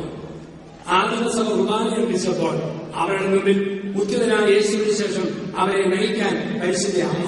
അപ്പസ്തോല പ്രവൃത്തികൾ 1-ാം അധ്യായം 15-ാം വാക്യം. യേശുവിന്റെ അമ്മയായ മറിയം അവരോടുകൂടെ ഉണ്ടായിരുന്നു. ചിലർ പറയും കത്തോലിക്കര് മാതാവിനെ ആരാധിക്കും, ഓർത്തഡോക്സ് യാക്കോബക്കാര് മാതാവിനെ ആരാധിക്കുന്നു. അത് മലയാള ഭാഷയുടെ അർത്ഥം മനസ്സിലാക്കാനില്ല. നമ്മൾ ഒരിക്കലും മാതാവിനെ ആരാധിക്കുകയില്ല, മാതാവിനെ വണങ്ങും. ആരാധന പിതാവിനും പുത്രനും പരിശുദ്ധാത്മാവിനും വിശുദ്ധർക്ക് വണക്കം. അതുകൊണ്ട് കൃത്യമായ ചെല്ലുമ്പോൾ നമ്മൾ എങ്ങനെയാ ചെയ്യുക? കർത്താവെ അനുഗ്രഹിക്കണമേ, മിശിഹായെ അനുഗ്രഹിക്കണമേ, കർത്താവെ അനുഗ്രഹിക്കണമേ, മാതാവെ അനുഗ്രഹിക്കണമെന്ന് ഒരിക്കലും സഭ പഠിപ്പിക്കുകയല്ല. സഭ പറയും മാതാവെ ഞങ്ങൾക്ക് വേണ്ടി അപേക്ഷിക്കണം എന്ന് പറഞ്ഞാൽ വിശുദ്ധന്റെ കൂട്ടത്തിലെ മൂത്ത ചേച്ചി നസത്തിലെ മറിയമ്മയെ ഞങ്ങൾക്ക് വേണ്ടി അപേക്ഷിക്കണം. ഇളയ അനിയത്തി പതിനാന്റെ അൽഫോൻസാമി, ഏറ്റവും ചെറിയ അനിയത്തി ഒല്ലൂരിലെ യോഗ്യാസയാമെ ഞങ്ങൾക്ക് വേണ്ടി അപേക്ഷിക്കണമേ. വിശുദ്ധർക്ക് വണക്കവും ദൈവത്തിന് ആരാധന. ഒരു കൊച്ചു പെൺകുട്ടി അമ്മയുടെ കൂടെ ധ്യാനിക്കാൻ അസീസി അവളുടെ മുറി കയറി വന്നപ്പോൾ 6 വയസ്സുകൾ അവർക്ക് നാരങ്ങ മുട്ടായി തിന്നാൻ വേണ്ടി കൊടുത്തു. അവൾ നാരങ്ങ മുട്ടായി കഴിച്ചപ്പോൾ എന്നോട് ചോദിച്ചു, ജോസഫച്ച ഒരു സംശയം ചോദിച്ചാൽ ഉത്തരം പറയാമോ എന്ന് ചോദിക്കേണ്ടി. അവൾ വരും, അച്ഛാ ആകാശമോക്ഷത്തിന്റെ വാത കഴിഞ്ഞു പിന്നെയല്ല. ഞാൻ പറഞ്ഞ അപ്പസ്തലന്മാരും രക്തസാക്ഷികളും ഞാൻ യേശുപിതാവും മാതാവും അല്ല അച്ഛ. ഞാൻ പറഞ്ഞ് മരിച്ചുപോയ ഭൂതികൾ വരുന്ന ഉരുട്ട് കഴിക്കാന്ന് വെച്ചാ വിവരമെനിക്ക് എന്നോട് ചോദിക്കുന്നു. ഞാൻ പറയാം, നീ പറയട്ടെ. അവളോട് അച്ഛാ ആകാശമോക്ഷത്തിന്റെ വാത കഴിഞ്ഞാൽ പിന്നെ ഉഷകാല നക്ഷത്രത്തിന്റെ അവർ യുദ്ധനെയാണ് കാണുന്നത്. അപ്പൊ പരിശുദ്ധ അമ്മയ്ക്ക് നമ്മൾ സ്ഥാനം കൊടുക്കുന്നു. യേശു കഴിഞ്ഞാൽ അമ്മയെ വണങ്ങും, അമ്മയ്ക്ക് നമ്മൾ സ്ഥാനം കൊടുക്കുന്നു. അതുപോലെ തന്നെ ആ വിശുദ്ധന്മാർക്ക് നമ്മൾ സ്ഥാനം കൊടുക്കുന്നു. ഓരോ വിശുദ്ധരും ഈശോമിശിഹായുടെ സുവിശേഷം ജീവിക്കാൻ പഠിക്കുമെന്ന് പഠിപ്പിച്ചവരാണ് വിശുദ്ധാത്മാക്കൾ. ഉദാഹരണം, എന്നോട് നിങ്ങൾ പറയാം, അച്ഛാ ഈ ഒരു കാര്യത്തിന് വേണ്ടി പ്രാർത്ഥിക്കണം, നിങ്ങളുടെ കാര്യം പ്രാർത്ഥിക്കണം. അപ്പൊ നിങ്ങൾ ഞാൻ മരിച്ചു കഴിയും പറയും, ജീവിച്ചപ്പോൾ അച്ഛൻ പ്രാർത്ഥിച്ചപ്പോൾ അച്ഛക്കാരൻ, അതുകൊണ്ട് മരിച്ച അച്ഛ സ്വർഗത്തെ ദൈവത്തെ മുഖാമുഖം കാണുമ്പോൾ ഞങ്ങൾ ഈശ്വരിച്ച് നടന്നിരിക്കുന്നുണ്ടല്ലോ. ഇതാണ് വിശുദ്ധോടുള്ള വണക്കം എന്ന് പറയുക. മരിച്ചുപോയ അപ്പന്റെയും അമ്മയുടെയും ഫോട്ടോയുടെ മുന്നിൽ ഒരു ദിവസം പ്രാർത്ഥിക്കാൻ പറ്റും. സ്വർഗത്തിരിക്കുന്ന അപ്പ അമ്മയെ ഞങ്ങൾക്ക് വേണ്ടി അപേക്ഷിക്കണമേ. ഗാന്ധിയുടെയും നെഹ്റുവിന്റെയും നയനാന്റെയും പടങ്ങൾ പോലെ വിശുദ്ധ പടകൾ ഓർമ്മ വരാൻ വേണ്ടിയില്ല. അവരുടെ മുന്നിൽ നമ്മൾ പറയുക, ഭൂമിയിൽ ജീവിച്ചപ്പോൾ വിശുദ്ധിയോടെ ജീവിച്ച ഞങ്ങൾ സ്വർഗത്തിൽ ഞങ്ങൾക്ക് വേണ്ടി മധ്യസ്ഥം പ്രാർത്ഥിക്കണമേ. ഇതാണ് വിശുദ്ധമുള്ള വണക്കമെന്ന് പറയാം. ചില ആൾക്കാർക്ക് ഒരു കുഴപ്പമുണ്ട്, ഈശോയേക്കാൾ സ്ഥാനം വിശുദ്ധർക്ക് കൊടുക്കുന്നുണ്ട്. അതാണ് വിശാലിത്വം സിനിമ. യേശുവിന്റെ കൈകളും കാലുകളും കുരിശിനോട് ചേർത്ത് തറച്ചപ്പോൾ രക്തം ശീറ്റി കൊടുക്കുന്നു. ഒരമ്മച്ചി പൈസ നിന്ന് പ്രാർത്ഥിക്കുക, എന്റെ അൽഫോൻസ അമ്മേ ഈശോ മിശിഹായെ രക്ഷിച്ചു. ഇങ്ങനെയും പ്രാർത്ഥിക്കുന്ന ലോകത്തിലാണ് നമ്മൾ ജീവിക്കുക. ചിലര് പള്ളിയിൽ പോകാതെ കുരിശിൽ എന്നെ വിളിക്കാൻ പോകും, വിഗ്രഹാരാധന. ചില അത്താരിനെ നോക്കാതെ മാതാവിനെ തൊട്ടുമുട്ടും, വിശ്വാസത്തിന്റെ അന്തരീക്ഷത്തിനാണ് തൊട്ടുമുട്ടും. അത് വിഗ്രഹാരാധനയാണ്. 1-ാം സ്ഥാനം വിശുദ്ധ കുർബാന, അത് കഴിഞ്ഞ് മാതാവ്, അന്തോണീസ്, വിലാസ ദിവസം. അതാണ് സഭ പഠിപ്പിക്കുക. അൾത്താരിക്ക് 1-ാം സ്ഥാനം, സഹാരിക്ക് 1-ാം സ്ഥാനം, അത് കഴിഞ്ഞേ ഉള്ളൂ വിശുദ്ധ സ്ഥാനം. യോജിച്ച് മനസ്സിൽ വേണം. ചില ആൾക്കാർക്ക് വിശുദ്ധരോടൊക്കെ എന്തുകൊണ്ട് സ്നേഹമാണ്. അരിയുത്തം പള്ളിയിൽ ഗീവർഗീസ് കുഞ്ഞാൾ, തൊട്ടടുത്ത് പൂത്തോർ പള്ളിയിലും ഗീവർഗീസ് കുഞ്ഞാൾ. ഒരു ശേഷം അരിയത്തം പോയി പൂസായിട്ട് പൂത്തോട് കൂടി വന്ന് പറയേ, ഒരുത്തൻ അരിയത്തിന് ഇരുന്ന് ചാർന്ന് അണിന് ഒരുത്തൻ പാമ്പിനായി കിട്ടിക്കൊണ്ടിരിക്കുന്ന ഇരിപ്പിടുന്നില്ലേ. വിശുദ്ധനെ കുറിച്ച് തന്നെയുള്ള ചില കാഴ്ചപ്പാടുകൾ ചില മനുഷ്യരുടെ ജീവിതത്തിൽ ഇങ്ങനെയാണ്. അപ്പം ഈശോയെ ആരാധിക്കും, വിശുദ്ധരെ നമ്മൾ വണങ്ങുന്നു. അപ്പസ്തോലന്മാരുടെ പാരമ്പര്യം, ആ പാരമ്പര്യത്തിൽ അപ്പസ്തോലന്മാര് 4 കാര്യങ്ങളാണ് പഠിപ്പിച്ചത്. എന്തെല്ലാം അപ്പസ്തോലന്മാർ പഠിപ്പിച്ച 4 കാര്യങ്ങൾ? 1 വിശ്വാസം, 2 സുവിശേഷം, 3 ധാർമ്മികത, 4 പാരമ്പര്യം. ഈ 4 കാര്യങ്ങളാണ് അപ്പസ്തോലന്മാർ നമ്മളെ പഠിപ്പിച്ചത്. വിശ്വാസം, സുവിശേഷം, ധാർമ്മികത, പാരമ്പര്യം. ലോകത്തെവിടെ ചെന്നാലും നമ്മുടെ വിശ്വാസം എല്ലായിടത്തും, യൂറോപ്പിലും അമേരിക്കയിലും ആഫ്രിക്കയിലും ഓസ്ട്രേലിയയിലും ഏത് ഭൂഖണ്ഡത്തിലും ഒരു വിശ്വാസം. ആ വിശ്വാസമാണ് നമ്മൾ ആഘോഷിക്കുന്നത്. സത്യവിശ്വാസം വെള്ളം ചേർക്കാതെ നമ്മൾ സൂക്ഷിച്ചു, നമ്മുടെ കാരണവന്മാരെ സൂക്ഷിച്ചു, അത് ഇതിന്റെ ഫലമായി ഇവിടെ കാണുന്ന വിശ്വാസികളുടെ ഈ വലിയ സമൂഹം, അപ്പനന്മാരുടെ വിശ്വാസം, അമ്മ മുലപ്പാലിനോട് ചേർത്ത് കുഞ്ഞുങ്ങളെ പഠിപ്പിച്ച് കുരിശു വരാം, സഭയുടെ പാരമ്പര്യം, വിശ്വാസ പാരമ്പര്യം, അത് നമ്മൾ വെള്ളം ചേർന്നിട്ടില്ല. അതുകൊണ്ടാണ് യൂറോപ്പിൽ, അമേരിക്കയിൽ, ലോകത്ത് എവിടെ ചെന്നാലും സഭയുടെ മക്കൾ ആയിരങ്ങൾ ഒരുമിച്ച് കൂടുന്നു. തെറ്റാത്ത വിശ്വാസം നമുക്കുണ്ട്. അപ്പോസ്തലന്മാർക്ക് 2 സുവിശേഷം, 4 സുവിശേഷങ്ങൾ, മത്തായി, മാർക്കോസ്, ലൂക്കാ സുവിശേഷം, ആ യോഹന്നാൻ സുവിശേഷം നമുക്കുണ്ട്. ലോകത്ത് എവിടെ ചെന്നാലും ഈ സുവിശേഷങ്ങളേ ഉള്ളൂ. ആ നമുക്കുണ്ട് വിശ്വാസം, സുവിശേഷം. 3 ധാർമ്മികത. കേരള സഭയുടെ ഏറ്റവും വലിയ നേട്ടമാണ് ധാർമ്മിക പാരമ്പര്യം. ആണും കൂടെ ജീവിക്കുന്ന, പെണ്ണും കൂടെ ജീവിക്കുന്ന അഴുകിപ്പോയ ധാർമ്മിക ജീവിതം നമുക്കില്ല. നമ്മുടെ ജീവിതത്തിന് ഒരു വലിയ ഗൗരവമുണ്ട്. അതുകൊണ്ടാണ് ഏറ്റവും കൂടുതൽ അച്ഛന്മാരുണ്ടാകുന്ന സഭ കേരള സഭ, ഏറ്റവും കൂടുതൽ ശിഷ്യരുണ്ടാകുന്ന സഭ കേരള സഭ. നല്ല ചിട്ടയുള്ള അപ്പനന്മാർക്ക് പിറക്കാൻ ഭാഗ്യം ലഭിച്ചു. ഇവിടെ ഇരിക്കുമ്പോൾ പെറ്റുവളർത്തിയ അമ്മയും വളർത്തിയ അപ്പനെയൊക്കെ നമ്മൾ ഓർക്കണം. അവർ കൈമാറ്റം ചെയ്യപ്പെട്ട ധാർമ്മികത. 1 വിശ്വാസം, 2 സുവിശേഷം, 3 ധാർമ്മികത, 4 പാരമ്പര്യം. കേരള സഭയുടെ പ്രത്യേകതയാണ് പാരമ്പര്യത്തോടുള്ള ഒരു വലിയ വിശ്വസത. പൗരസ്ത്യ സഭകൾ പാരമ്പര്യത്തിന് വലിയ ഊന്നൽ കൊടുക്കുന്നുണ്ട്. അതുകൊണ്ടാണ് ചില കാര്യങ്ങൾ ബൈബിളിൽ ഇല്ലെങ്കിൽ വേണ്ട, പാരമ്പര്യത്തിലുണ്ടെങ്കിൽ അത് മതി. കാരണം എഴുതപ്പെട്ട ബൈബിളിനേക്കാൾ വിലപ്പെട്ടതാണ് എഴുതാത്ത ജീവിത പാരമ്പര്യങ്ങൾ. കാരണം 1-ാം സ്ഥാനം പാരമ്പര്യത്തിന്, 2-ാം സ്ഥാനമേ സുവിശേഷത്തിനുള്ളൂ.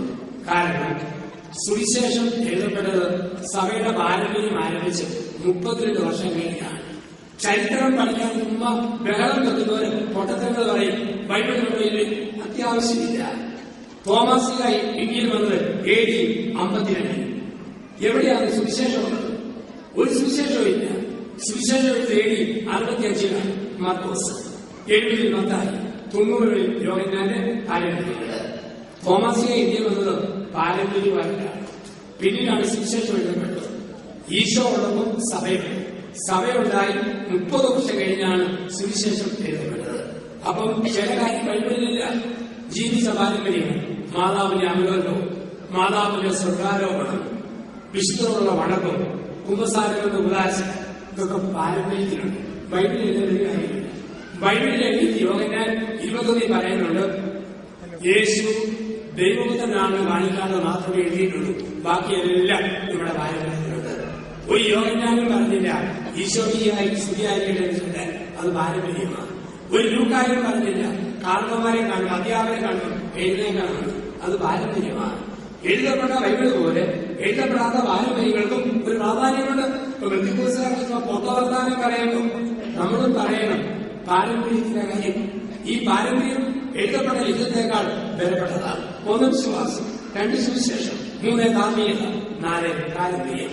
അതുകൊണ്ടാണ് സഭയോട് ചേർന്ന് വേണം ദൈവത്തിന്റെ വചനം പഠിക്കാനായിട്ട്. ഓരോരുത്തർ തോന്നുന്ന വിധത്തിൽ ബൈബിള് പഠിപ്പിക്കുമ്പോൾ നമ്മൾ സഭയോട് ചേർന്ന് ദൈവത്തിന്റെ വചനം പഠിക്കണം. ആർക്ക് വേണമെങ്കിലും എങ്ങനെ വേണമെങ്കിലും വചനം പറയാറില്ല. അസ്ഥാനത്തെ വിളയാണ് കള. അപ്പസ്തോലിക പാരമ്പര്യം എന്ന് പറഞ്ഞാൽ ബൈബിൾ പഠിപ്പിക്കുന്ന സഭയുടെ ഒരു പാരമ്പര്യമുണ്ട്. അതിനോട് ചേർന്ന് വേണം ബൈബിൾ പഠിക്കാനായിട്ട്. എന്താണ് കള? അസ്ഥാനത്തെ വിളയാണ് കള. ചില വാക്കുകൾ അസ്ഥാനത്ത് പറഞ്ഞാൽ അത് വികൃതമായിട്ട് മാറും. ഉദാഹരണം, പ്രൈസ് ദി ലോർഡ് എന്ന് പറയുന്ന ഒരു നല്ല വാക്ക് പറയട്ടെന്ന് പറയുന്നത്. ഒട്ടും സാക്ഷ്യം പറയുക, ഞാൻ ലോകത്തിൽ പാപത്തിലായിരുന്നപ്പോൾ ഒരുപാട് പെണ്ണുങ്ങളുടെ പുറകെ പോയിട്ടുണ്ട്. എത്ര പേരുടെ പുറകെ പോയത് കൃത്യം എണ്ണം പറയാൻ പറ്റുകയില്ല. എന്തൊരു ദിവസമായിരുന്നു അത്. പ്രൈസ് ദി ലോർഡ് അവിടെ പറയേണ്ട വാക്കെന്തെല്ലോ ഇത് പറയാൻ വേറെ സ്ഥലത്തെത്തണം. ഓരോന്നും സ്ഥലമുണ്ട്, അതതിന്റെ സ്ഥാനത്ത് കിടക്കണം. ഓരോ മതപ്രാന്തന്മാരെല്ലാം മതത്തിലുണ്ട്. ഖുർആൻ വളരെ നല്ലതാണ്. ISI ഭീകരന്മാര് മറ്റുള്ളവരെ കൊല്ലാൻ ആ വിശുദ്ധ ഗ്രന്ഥം ഉപയോഗിക്കും. രാമായണം വളരെ നല്ലതാണ്. ഹൈന്ദവ മതപ്രാന്തന്മാർ ഇന്ത്യയിൽ മറ്റുള്ളവരെ നശിപ്പിക്കാൻ ആ രാമായണം ഉപയോഗിക്കും. ബൈബിൾ വളരെ നല്ലതാണ്. മതപ്രാന്തരായ ബെന്തിക്കോസ് ഗ്രൂപ്പുകളും സ്വകാര്യ വ്യക്തികളും ആ ബൈബിൾ പറഞ്ഞുകൊണ്ട് മറ്റുള്ളവരെ പരിഹസിക്കില്ല. അവിടെയാണ് അസ്ഥാനത്തെ വിള. ചാണകവും കുഴമ്പ് പോലെ കിടക്കുമ്പോൾ കുക്കരെ സാധനം കൂറ്റാൻ പാടും. പക്ഷെ കൂട്ടുമേശയിൽ ചോറിനകത്ത് സോസൽ ചാറ് പോലെ വെള്ളം വെച്ചാൽ അത് വൃത്തികേട്ട സാധനമാണ്. നെല്ല് നടുക്ക് ചീര മുളച്ചാൽ ചീരകള, ചീര നടുക്ക് നെല്ല് മുളച്ചാൽ നെല്ല് കള. അസ്ഥാനത്തെ വിളയാണ് കള. ദൈവത്തിന്റെ വചനം അസ്ഥാനത്ത് വെച്ചാൽ അത് ദുരിതമാണ്. ഒരു മനുഷ്യൻ ഒരു വലിയ ധ്യാനത്തിൽ പോയി. ധ്യാനം കൂടി ആവേശത്തിൽ കിട്ടാവുന്ന വൈദ്യവാക്യം മുഴുവൻ കെട്ടിച്ചോടുകൊണ്ടു അടുക്കളയിൽ മറ്റൊരു പറയും അലസ ഭക്ഷിക്കാതിരിക്കുക, ഭാര്യയെ മുറിക്കരുത്, ഭാര്യമാരെ ഭർത്താക്കന്മാർ വിധേയരായിരിക്കും, കുഞ്ഞുങ്ങളെ പറയും, കുഞ്ഞുങ്ങളെ മാതാപിതാക്കൾ അനുസരിക്കും. അങ്ങനെ കത്തിച്ചൊരു ചെറുപ്പളാണ് 20 വയസ്സുള്ള വേലക്കാരി കട്ടിലിന് മുകളിൽ ആണിടിച്ച് ഒരു വചനം കൂട്ടിയായിരുന്നു. അതനുസരിച്ച് ആ വചനം ഇങ്ങനെയാണ്: മകളെ ഉണർന്നിരിക്കുക, രാത്രി 7 യാമത്തിലും യജമാനൻ നിന്നെ സന്ദർശിക്കുക. അസ്ഥാനത്തെ വിളയാണ് കളയുന്നത്. ഓരോന്നിനും ഒരു സ്ഥാനമുണ്ട്. ഈ സ്ഥാനം കൊണ്ട് കളഞ്ഞാൽ ബൈബിളിൽ ദുരിതമാവും. ചില ഗ്രൂപ്പുകൾ അങ്ങനെ നടത്തുന്നവരുണ്ട്. തലശ്ശേരി അതിരൂപതയിലെ ഒരു കൊറോന വികാരിച്ചതിന്റെ സഹോദരനാണ് ദേവസ്യ മുല്ലക്കര. അയാൾ അച്ഛന്മാരുടെ ഡാൻസ് നടത്തിയയാളാണ്. പക്ഷേ കാശ് പിടിച്ച് തലയിൽ കൈവച്ചപ്പോൾ സുൽത്താൻ ബത്തേരി ബിഷപ്പ് ആദ്യം തിരക്കി, പിന്നെ കേരളസഭ മൊത്തം തിരക്കി ആ മനുഷ്യൻ. അതിനുശേഷം കുർബാനയും മാതാവിനെയും തെരുവറിഞ്ഞുകൊണ്ട് രോഗശാന്തി കൊടുക്കുന്ന മനുഷ്യനായി ദേവസ്യ മുല്ലക്കര ഓടി നടത്തുന്നു. കോട്ടയത്ത് സുഖിതിരുന്നുകാരൻ തന്നു. നാഗമഠം മൈതാനം മാതാവിനെയും വിശുദ്ധനെയും പരിഹരിച്ച മനുഷ്യൻ ആയിരങ്ങൾ ഒന്നുകൂടി.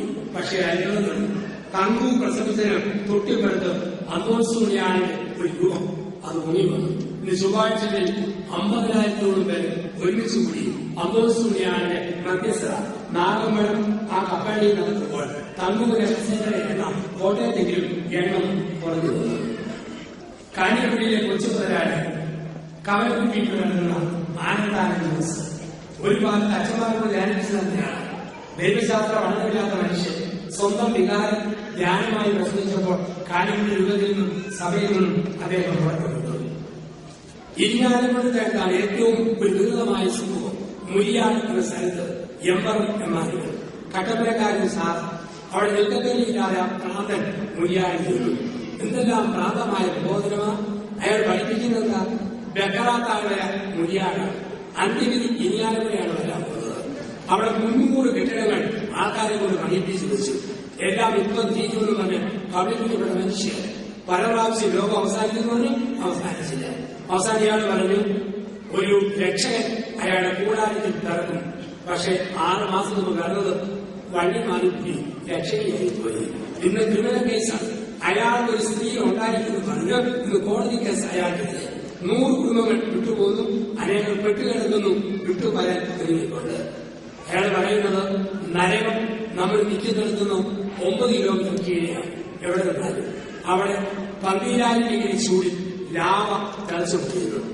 ആ ലാവ തിളച്ചു കഴിയുമ്പോൾ ഇയാളുകൂടെ ചേരാത്ത പരേതാത്മാക്കൾ ആ ലാവയിൽ വാർത്തുപിടിക്കപ്പെട്ടു. കമ്പ്യൂട്ടർ കെട്ടിയിറക്കി ലാവയിലെ കരച്ചിൽ ഇയാളുടെ കാര്യം.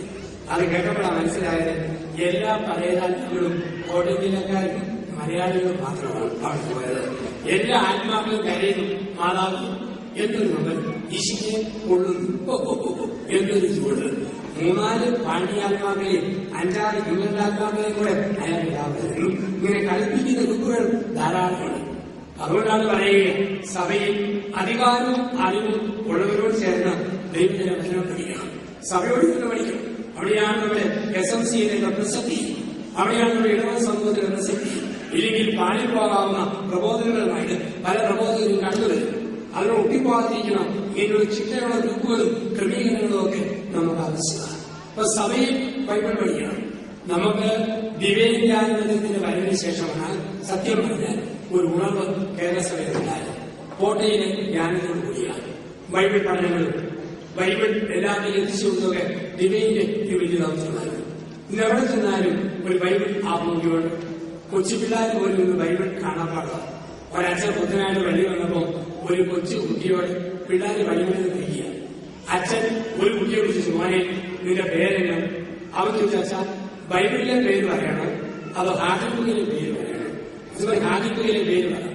തോമസ് കേറ്റി ബൈബിളിലെ പേര് പറഞ്ഞ് 1 പത്രോസ് 2:4. അച്ഛൻ ബൈബിളിൽ കൊണ്ടു നോക്കിയിട്ടും അവന്റെ പേരവിടെ കേട്ടില്ല.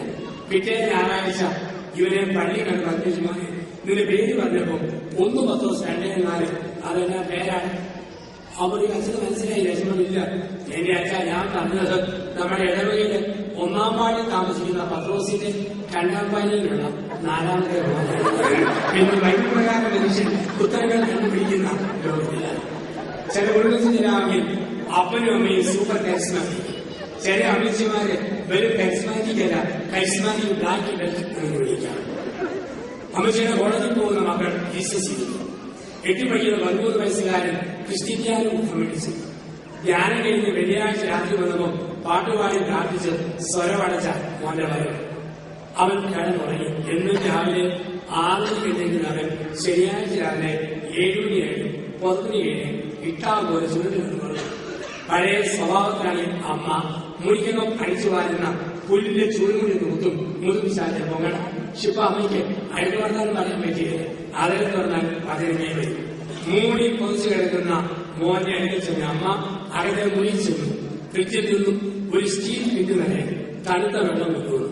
പൊതിച്ച് മൂടിക്കിടന്ന തലയിലെ പുറപ്പ് മാറ്റി തെളിഞ്ഞു വന്ന വീതിയുള്ള നെറ്റിത്തരത്തിൽ കിട്ടിവാങ്ങുന്ന വെള്ളം കുരിശാലിനെ ധാരധാരയായി ഒഴിച്ചുകൊണ്ട് അമ്മ ഒരു വചനം പറഞ്ഞു. മകനെ ഉണരുക, മഹത്വത്തിന്റെ രാജാവ് എഴുന്നേൽക്കുന്നു. ഈ മോനം ഞെട്ടി എഴുന്നേറ്റ് അമ്മയൊരു നോട്ടം, ഒരു വചനവും പറഞ്ഞ് തിരിച്ചൊരു കിടപ്പ്. സ്ത്രീ, എനിക്ക് നിനക്ക് തമ്മിലല്ല, എന്റെ സമയം ഇനിയും ആയിട്ടില്ല. അപ്പൊ വചനം പറയുന്ന അമ്മ, വചനം പറയുന്ന മക്കൾ ഇന്ന് വചനത്തിന്റെ ലോകത്തിലാണ്. ഇവിടെയാണ് സഭയിൽ സഭയോടൊത്ത് ദൈവത്തിന്റെ വചനം പിടിക്കണം. സഭയിൽ സഭയോടൊത്ത് അമ്മയായ വചനങ്ങൾ പഠിക്കണം. അമ്മയായ സഭയോട് നമ്മൾ ചേർന്നിരിക്കണം. ഇതിന് മൊത്തം പറയുന്ന വാക്ക് അപ്പസ്തോലമായ പ്രബോധനം. 2-ാമത്തെ തൂണ് അപ്പം മുറിക്കൽ ശുശ്രൂഷ. ഒരു സഭയെ സഭയാക്കുന്ന പ്രധാനപ്പെട്ട ഘടകമാണ് വിശുദ്ധ കുർബാന. വിശുദ്ധ കുർബാനയുള്ള സഭകൾ വളരും. കുർബാനയില്ലാത്ത സഭകൾ 3 കഷണങ്ങളായി പിഴരും. ബെന്തിക്കോസ് ഗ്രൂപ്പുകൾ എന്ന 1000 ഗ്രൂപ്പുകളുണ്ട് ലോകത്ത്. കാരണം അവരെ ഒരുമിപ്പിക്കുന്ന കുർബാനയില്ല, ഒന്നിപ്പിക്കുന്ന അൾത്താരയില്ല, മുറിക്കുന്ന അപ്പവും ചിന്തപ്പെടുന്ന രക്തവും അവർക്കില്ല. സ്നേഹത്തിന് നടത്തും, പക്ഷെ കൗതാശികമായി ഒരു കുർബാനയില്ല. എവിടെ അപ്പം മുറിക്കലുണ്ടോ അവിടെ സഭ വളരും. അതാണ് യോഹന്നാൻ 6:10. യേശു അപ്പം മുറിച്ചെടുത്ത് പച്ചപ്പുല്ല് തഴച്ചു പറഞ്ഞു. പച്ചപ്പുല്ല് തഴച്ചു പറയുക എന്ന് പറഞ്ഞാൽ എവിടെ കുർബാനയുണ്ടോ അവിടെ സഭ വളരും. ഞാൻ 2 വർഷം മുമ്പ് സിംഗപ്പൂരിൽ ധ്യാനിപ്പിക്കുമ്പോൾ ഞാൻ കണ്ടു 200-ലധികം ആൾക്കാർ, എഞ്ചിനീയേഴ്സ്, ഡോക്ടേഴ്സ്, അധ്യാപകർ, ബാങ്കിങ് കത്തോലിക്കാ സഭയെ ചേരാൻ വേണ്ടി ഞായറാഴ്ച തോറും വേദപാഠം പഠിക്കും. അവിടുത്തെ ബിഷപ്പ് പറഞ്ഞു, അച്ഛൻ്റെതായ ശൈലിയിൽ സഭയെക്കുറിച്ച് ഇവരോടൊന്ന് പറയണം. ഞാൻ ചോദിച്ചു, കത്തോലിക്കാ സഭയിലേക്ക് നിങ്ങളെ ആകർഷിക്കുന്ന ഘടകം ഏതാണ്? അവർ പറഞ്ഞു, അച്ഛാ, നിങ്ങൾക്ക് വിശുദ്ധ കുർബാനയുണ്ട്, തലപ്പത്ത് ആൾക്കാരുണ്ട്, മറ്റ് മതങ്ങളെയൊന്നും നിങ്ങൾ നിന്ദിക്കുകയില്ല. അതുകൊണ്ട് കാത്തലിക് ചർച്ചിലേക്ക് ഞങ്ങൾക്ക് ആകർഷണം തോന്നുന്നു. കുർബാനയുള്ള ഒരു സമൂഹം എന്ന രീതി കൊണ്ടാണ് പറയുക. കുർബാനയിലൊക്കെ നമ്മൾ പൂർണ്ണമായിട്ട് പങ്കെടുക്കണം, ആദ്യാവസാനം പങ്കെടുക്കണം. വലിയ അക്കണത്തില് ആദ്യാവസാനം പങ്കെടുക്കണം. ഏതെങ്കിലും അറ്റവോ മുറിയോ കണ്ടിട്ട് കുർബാന കാഴ്ചവെച്ചിട്ടില്ല, കുർബാന ഒപ്പിച്ചു അർപ്പിച്ചു എന്ന് പറയരുത്. അർപ്പിക്കണം ആദ്യം മുതൽ അവസാനം വരെ. ഇന്ന് ആലഞ്ചേരി പിതാവിന്റെ അടുക്കൽ ഒരു പരാതി വന്നിരിക്കുന്നു. സീറോ മലബാർ സഭയുടെ വകയായിരുന്നു അംഗങ്ങൾ. ഞായറാഴ്ചകളിൽ കുർബാനയും പ്രസംഗവും എല്ലാം കൂടി അല്പം നീണ്ടുപോകുന്നതുകൊണ്ട് ഒരു ഉരുണ്ട കുർബാന, ചുരുണ്ട കുർബാന സീറോ മലബാർ സഭയുടെ മക്കൾക്ക് മുഴുവൻ കുർബാനയിൽ പങ്കെടുക്കാൻ പറ്റിയത് പങ്കെടുക്കേണ്ട. കുർബാനയിൽ ഏറ്റവും പ്രധാനപ്പെട്ട ഭാഗത്ത് പങ്കെടുത്താൽ മതി, കുർബാനക്കടം വീടും. ഇതാണ് അറിയിപ്പ് വരിക. ഏറ്റവും പ്രധാനപ്പെട്ട ഭാഗവും പറയുന്നത് നമ്മുടെ കുർബാനയിലെ ഏറ്റവും പ്രധാനപ്പെട്ട ഭാഗം സുവിശേഷവാണിയും തുടർന്നുള്ള പ്രസംഗവും ബാക്കി കുർബാനയുമാണ്. അതോ കാഴ്ചകൾക്കും അതിന് ശേഷവുമാണ്? അതോ വാങ്ങി ഭക്ഷിക്കുമെന്നുള്ള ഭാവികാലമാണ്? മുഴുവൻ കുർബാനയിൽ പങ്കെടുക്കാൻ പറ്റാത്തവര് ഞാൻ ഈ പറയുന്ന ഭാഗത്ത് പങ്കെടുത്തോ കുർബാനക്കടം വീടും. നമ്മുടെ കുർബാനയുടെ ഏറ്റവും പ്രധാനപ്പെട്ട ഭാഗമാണ് ഒന്നാം പ്രസംഗ തിരുനാളിൽ കർത്താവിന്റെ കൽപ്പന പോലെ തിരുനാമത്തെ ചെല്ലുക, ഒരുമയോടെ അർപ്പിക്കാം. അവിടെ മുതൽ വിശദീകരണ ദേവിയുടെ സൃഷ്ടി, നമ്മുടെ കർത്താവിന്റെ ഉടമയെ സൃഷ്ടി. ഇതാണ് പ്രധാനപ്പെട്ട ഭാഗം. അറ്റവും മുറിയും കണ്ടിട്ട് കുർബാന അർപ്പിച്ചെന്ന് പറയുന്നത് തന്നെയുമല്ല. കുർബാനയുടെ പൂർത്തിയാകണോ നമ്മൾ കുർബാന സ്വീകരിക്കണം. കത്തോലിക്കാ സഭയുടെ മതബോധന ഗ്രന്ഥത്തിൽ ഇങ്ങനെയാണ് പറയുന്നത്, ബലിയർപ്പണം പൂർത്തിയാകണോ കുർബാന സ്വീകരിക്കണം. ആർക്കുള്ള ഉപദേശമാണ്? ഒരു കുർബാനയിൽ മാത്രം പങ്കെടുക്കുന്ന പടിഞ്ഞാറൻ സഭയാണ് മനസ്സിൽ. ഒരു ദിവസം ഒരു കുർബാനയിൽ പങ്കെടുത്തോ കുർബാനപ്പണം പൂർത്തിയാണെങ്കിൽ കുർബാന സ്വീകരിക്കണം. അതേസമയം ഒരു ദിവസം 3 കുർബാനയിൽ പങ്കെടുത്താൽ 3ലും സ്വീകരിക്കരുത്. സീറോ മലബാർ സഭയുടെ കേരള സഭയുടെ പ്രത്യേക പ്രബോധനങ്ങളുണ്ട്. സ്വീകരിക്കാൻ മോശമായിട്ടല്ല, 24 മണിക്കൂറിനിടയിൽ ഒരിക്കലും കുർബാന സ്വീകരിക്കാവൂ. അങ്ങനെ സ്വീകരിച്ചാൽ പിന്നീട് കണ്ട് കാഴ്ചവെക്കുന്ന എല്ലാ കുർബാനയിലും ഇതിന്റെ കൗലാസിക ഫലപ്രസാദം നമുക്ക് ലഭിച്ചുകൊണ്ടിരിക്കും. ഇതാണ് സഭയുടെ പ്രബോധനം. അപ്പൊ നമ്മൾ കുർബാനയിൽ പങ്കെടുക്കും ഒരു ദിവസം ഒരിക്കൽ കുർബാന സ്വീകരിക്കുക. ചിലർ പറയും കുമ്പസാരിക്കാതെ കുർബാന കൈക്കൊള്ളാം. മാരകമായ പാപമില്ലെങ്കിൽ കുമ്പസാരിക്കാതെ കുർബാന കൈക്കൊള്ളാം. മാരകഭാവമുണ്ടോ കുമ്പസാരിക്കാതെ കുർബാന കൈക്കൊള്ളരുത്. എന്താ മാരകഭാവം? കൊലപാതകം, വ്യഭിചാരം, ഭ്രൂണഹത്യ, വെറുപ്പ്, വൈരാഗ്യം, വിദ്വേഷം, ഇതൊക്കെ മാരകഭാവമാണ്. അത് മറച്ചു വെച്ച് കുമ്പസാരിച്ചാൽ ഒന്നുപോയി 11 നിന്റെ തന്നെ ശിക്ഷാവിധിയാണ് ഭക്ഷിക്കുന്നതും പാനം ചെയ്യുന്നതും. ലഘുഭാവമുള്ളോ പള്ളിയിൽ ചെല്ലുമ്പോൾ അവസരം കിട്ടിയാൽ സംസാരിക്കണം. ഇല്ലെങ്കിൽ അനുഭവിച്ച് അങ്ങയുടെ ദാസരുടെ പാപങ്ങളും അപരാധങ്ങളും ക്ഷമിക്കണമേ ആ പ്രാർത്ഥനയിലോ അല്ലെങ്കിൽ ജ്ഞാനത്തിടയാലും ചെല്ലുമ്പോഴോ പശ്ചാത്താപിക്കുക. ഒരു തീരുമാനമെടുക്കുക. ഏറ്റവും അടുത്ത സാഹചര്യം ഞാൻ കുമ്പസാരിച്ചാണോ എന്നത് കുർബാനയിലേക്കോടാണ്. ഇപ്പം ഒരാൾ പറയുകയാണ് പിന്നെ ലഘുഭാവം, കുടുംബജീവിതം, അരിശുകളും, കോപ്പ്, കിഴങ്ങ്, പാട, പോട, ഇത് ലഘുഭാവമാണ്. ഭർത്താവും ഭാര്യയും കൂടി ഒരു 3 ദിവസം കഴിഞ്ഞ് 4ാം ദിവസം ഭർത്താവ് എന്തോ തപ്പും. ഭാര്യ കൊണ്ട് വീട്ടിക്കളെ അവൾ സാധാരണ അടുത്തി വെച്ചു. എന്നാ വിഷയം നിങ്ങളെ കാണാതെ എന്റെ അമ്മയുടെ വേദാന്തരം, തന്റെ അപ്പന്റെ വാഴപ്പുര, സംസാരിക്കുന്നതൊന്നും വേണ്ട. അവസരം കിട്ടിയാൽ സംസാരിച്ചു, ഇല്ലെങ്കിൽ അനുഭവിച്ച് കൈക്കൊള്ളുക. ഒരാൾ പറയാ സംസാരിച്ചിട്ട് 10 വർഷമായി, അതിന് മാനവഭാവമൊന്നും ഒപ്പിക്കാൻ പറ്റിയിട്ടില്ല, വരുമാനം ലഘുഭാവ, അത് ശരിയല്ല. ആണ്ടുകുമ്പസാരം എങ്കിലും നടത്തണം. പാവം പ്രമാണ ലംഘനമാണ്, പ്രമാണമാണ്. ദസറാകാലത്ത് ആണ്ടൊഴിയും കുമ്പസാരിക്കണം. അത് ലംഘിക്കുന്നതിനകത്ത് ഒരു പാവം അടങ്ങിയിട്ടുള്ളത്. ചിലവരെ എന്റെ അച്ഛ ഞങ്ങൾ നിൽക്കുന്നിടത്ത് കുർബാന കിട്ടുകയാണെങ്കിൽ ഞങ്ങൾ സ്വീകരിക്കും. മുമ്പിൽ വന്ന് കുർബാന കൈകൊണ്ട് പോകുമ്പോൾ ഞങ്ങൾക്ക് നാണക്കേടാണ്. ഞങ്ങളെ ആൾക്കാർ അടിമുടി നോക്കും. നിൽക്കുന്നിടത്ത് തന്നെ കുർബാന വേണമെന്ന് ആഗ്രഹിക്കുന്ന ആൾക്കാർക്ക് വേണ്ടി സഭയിൽ 30 വർഷം മുമ്പ് ഒരു പാട്ട് എഴുതിയിട്ടുണ്ട്. ഞങ്ങൾ എവിടെ നിൽക്കുന്നോ അവിടെ തന്നെ കിട്ടണം. ആ വാക്കാണ് ഞങ്ങൾ എവിടെ വരാൻ പാടാണ്. ഞങ്ങൾ എവിടെ ഇരിക്കുന്നോ അവിടെ തന്നെ. ഒരു ധ്യാനത്തിൽ അതിന്റെ വിജയങ്ങൾ ആയിരങ്ങൾ പങ്കെടുക്കുന്നതല്ല എന്ന് ഞാൻ വിശ്വസിക്കുന്നു. ധ്യാനം വിജയിക്കുന്നത് ലക്ഷങ്ങളും 10,000ങ്ങളും വന്നു പങ്കെടുക്കുന്നതല്ല. ധ്യാനം വിജയിക്കുന്നത് അച്ഛൻ നിങ്ങളുടെ മുന്നിൽ നിന്ന് പോയി കഴിയുമ്പോൾ നിങ്ങളുടെ പള്ളിയിൽ ദൈവത്തിന്റെ അൾത്താരന് മുമ്പിൽ ഓരോ ദിവസവും ഒരു 5 പേരും കൂടെ കൂടുതൽ കുർബാനയ്ക്ക് വരുന്നുണ്ടെങ്കിൽ അതാണ് ദൈവം നമ്മുടെ ധ്യാനം. നമ്മുടെയൊക്കെ കുടുംബത്തിൽ നിന്ന് കുരിശിന്റെ നിലയിൽ അൾത്താരയുടെ തടവിൽ സകലാരോട് ചേർന്ന് വിശുദ്ധ കുർബാനയ്ക്ക് നമ്മൾ കൂടുതൽ പേര് പങ്കെടുക്കണം. ആ 5 കുടുംബത്തിലേക്ക് കൊണ്ടുവരണം. അവിടെയാണ് ഭാഗ്യപ്പെട്ട ജീവിതം എന്ന് പറയുക. 1 അപ്പസ്തോലന്മാരുടെ ബോധനം, 2 അപ്പം വയ്ക്കൽ ശുശ്രൂഷ, 3 പ്രാർത്ഥന. ഒരു സഭയുടെ 3ാമത്തെ നെടുത്തൂണാണ് പ്രാർത്ഥന. കുടുംബ പ്രാർത്ഥനയും വേണം, വ്യക്തിപരമായ പ്രാർത്ഥനയും വേണം. ഭർത്താവും ഭാര്യയും മക്കളും ഒരുമിച്ച് പ്രാർത്ഥിക്കുമ്പോൾ കുടുംബം ഒരുമിച്ച് നിൽക്കുന്നു. പ്രാർത്ഥന ഒരു കൊന്ത പോലെ. കൊന്തമണികളെ കോർത്തിറങ്ങുന്ന ചരണം. കുടുംബ പ്രാർത്ഥനയുടെ ചരണം പൊട്ടിയോ അപ്പന്റെ വഴിക്ക്, അമ്മയുടെ വഴിക്ക്, കുടുംബം പലവഴിക്ക്, ജീവിതം പേരുവഴിക്ക്. ഒരു പ്രാർത്ഥനാന്തരീക്ഷം കുടുംബത്തിൽ ഉണ്ടാകണം. ചുരുങ്ങിയ പക്ഷം രാവിലെ എഴുന്നേൽക്കുമ്പോഴും രാത്രി ഉറങ്ങുമ്പോഴും നെറ്റിയിലും ചുണ്ടിലും നെഞ്ചിലും കുരിശ് വരച്ച് ദൈവത്തെ ഓർക്കണം. അങ്ങനെ ഓർക്കുന്ന ഒരു പ്രാർത്ഥനാ രീതി. ചിലവർ എന്റെ അച്ഛ പ്രാർത്ഥിക്കുമ്പോൾ ഉറക്കം വരും, സാരമില്ല. നേരത്തെ രാവിലെ സൂചിപ്പിച്ചിരുന്നു. ആദ്യത്തെ മാർപ്പാപ്പ എന്തോരം ഉറക്കക്കാരനാണ്, എങ്കിലും കർത്താവ് അംഗീകരിച്ചില്ല. ചില പറയും പ്രാർത്ഥിക്കുമ്പോൾ പരവിചാരം വരും. പരവിചാരം പ്രാർത്ഥനാ വിഷയമാണ്. പ്രാർത്ഥനയുടെ സമയത്ത് എന്തെല്ലാം വിചാരം വന്നാലും അത് പ്രാർത്ഥനാ വിഷയമാണ്.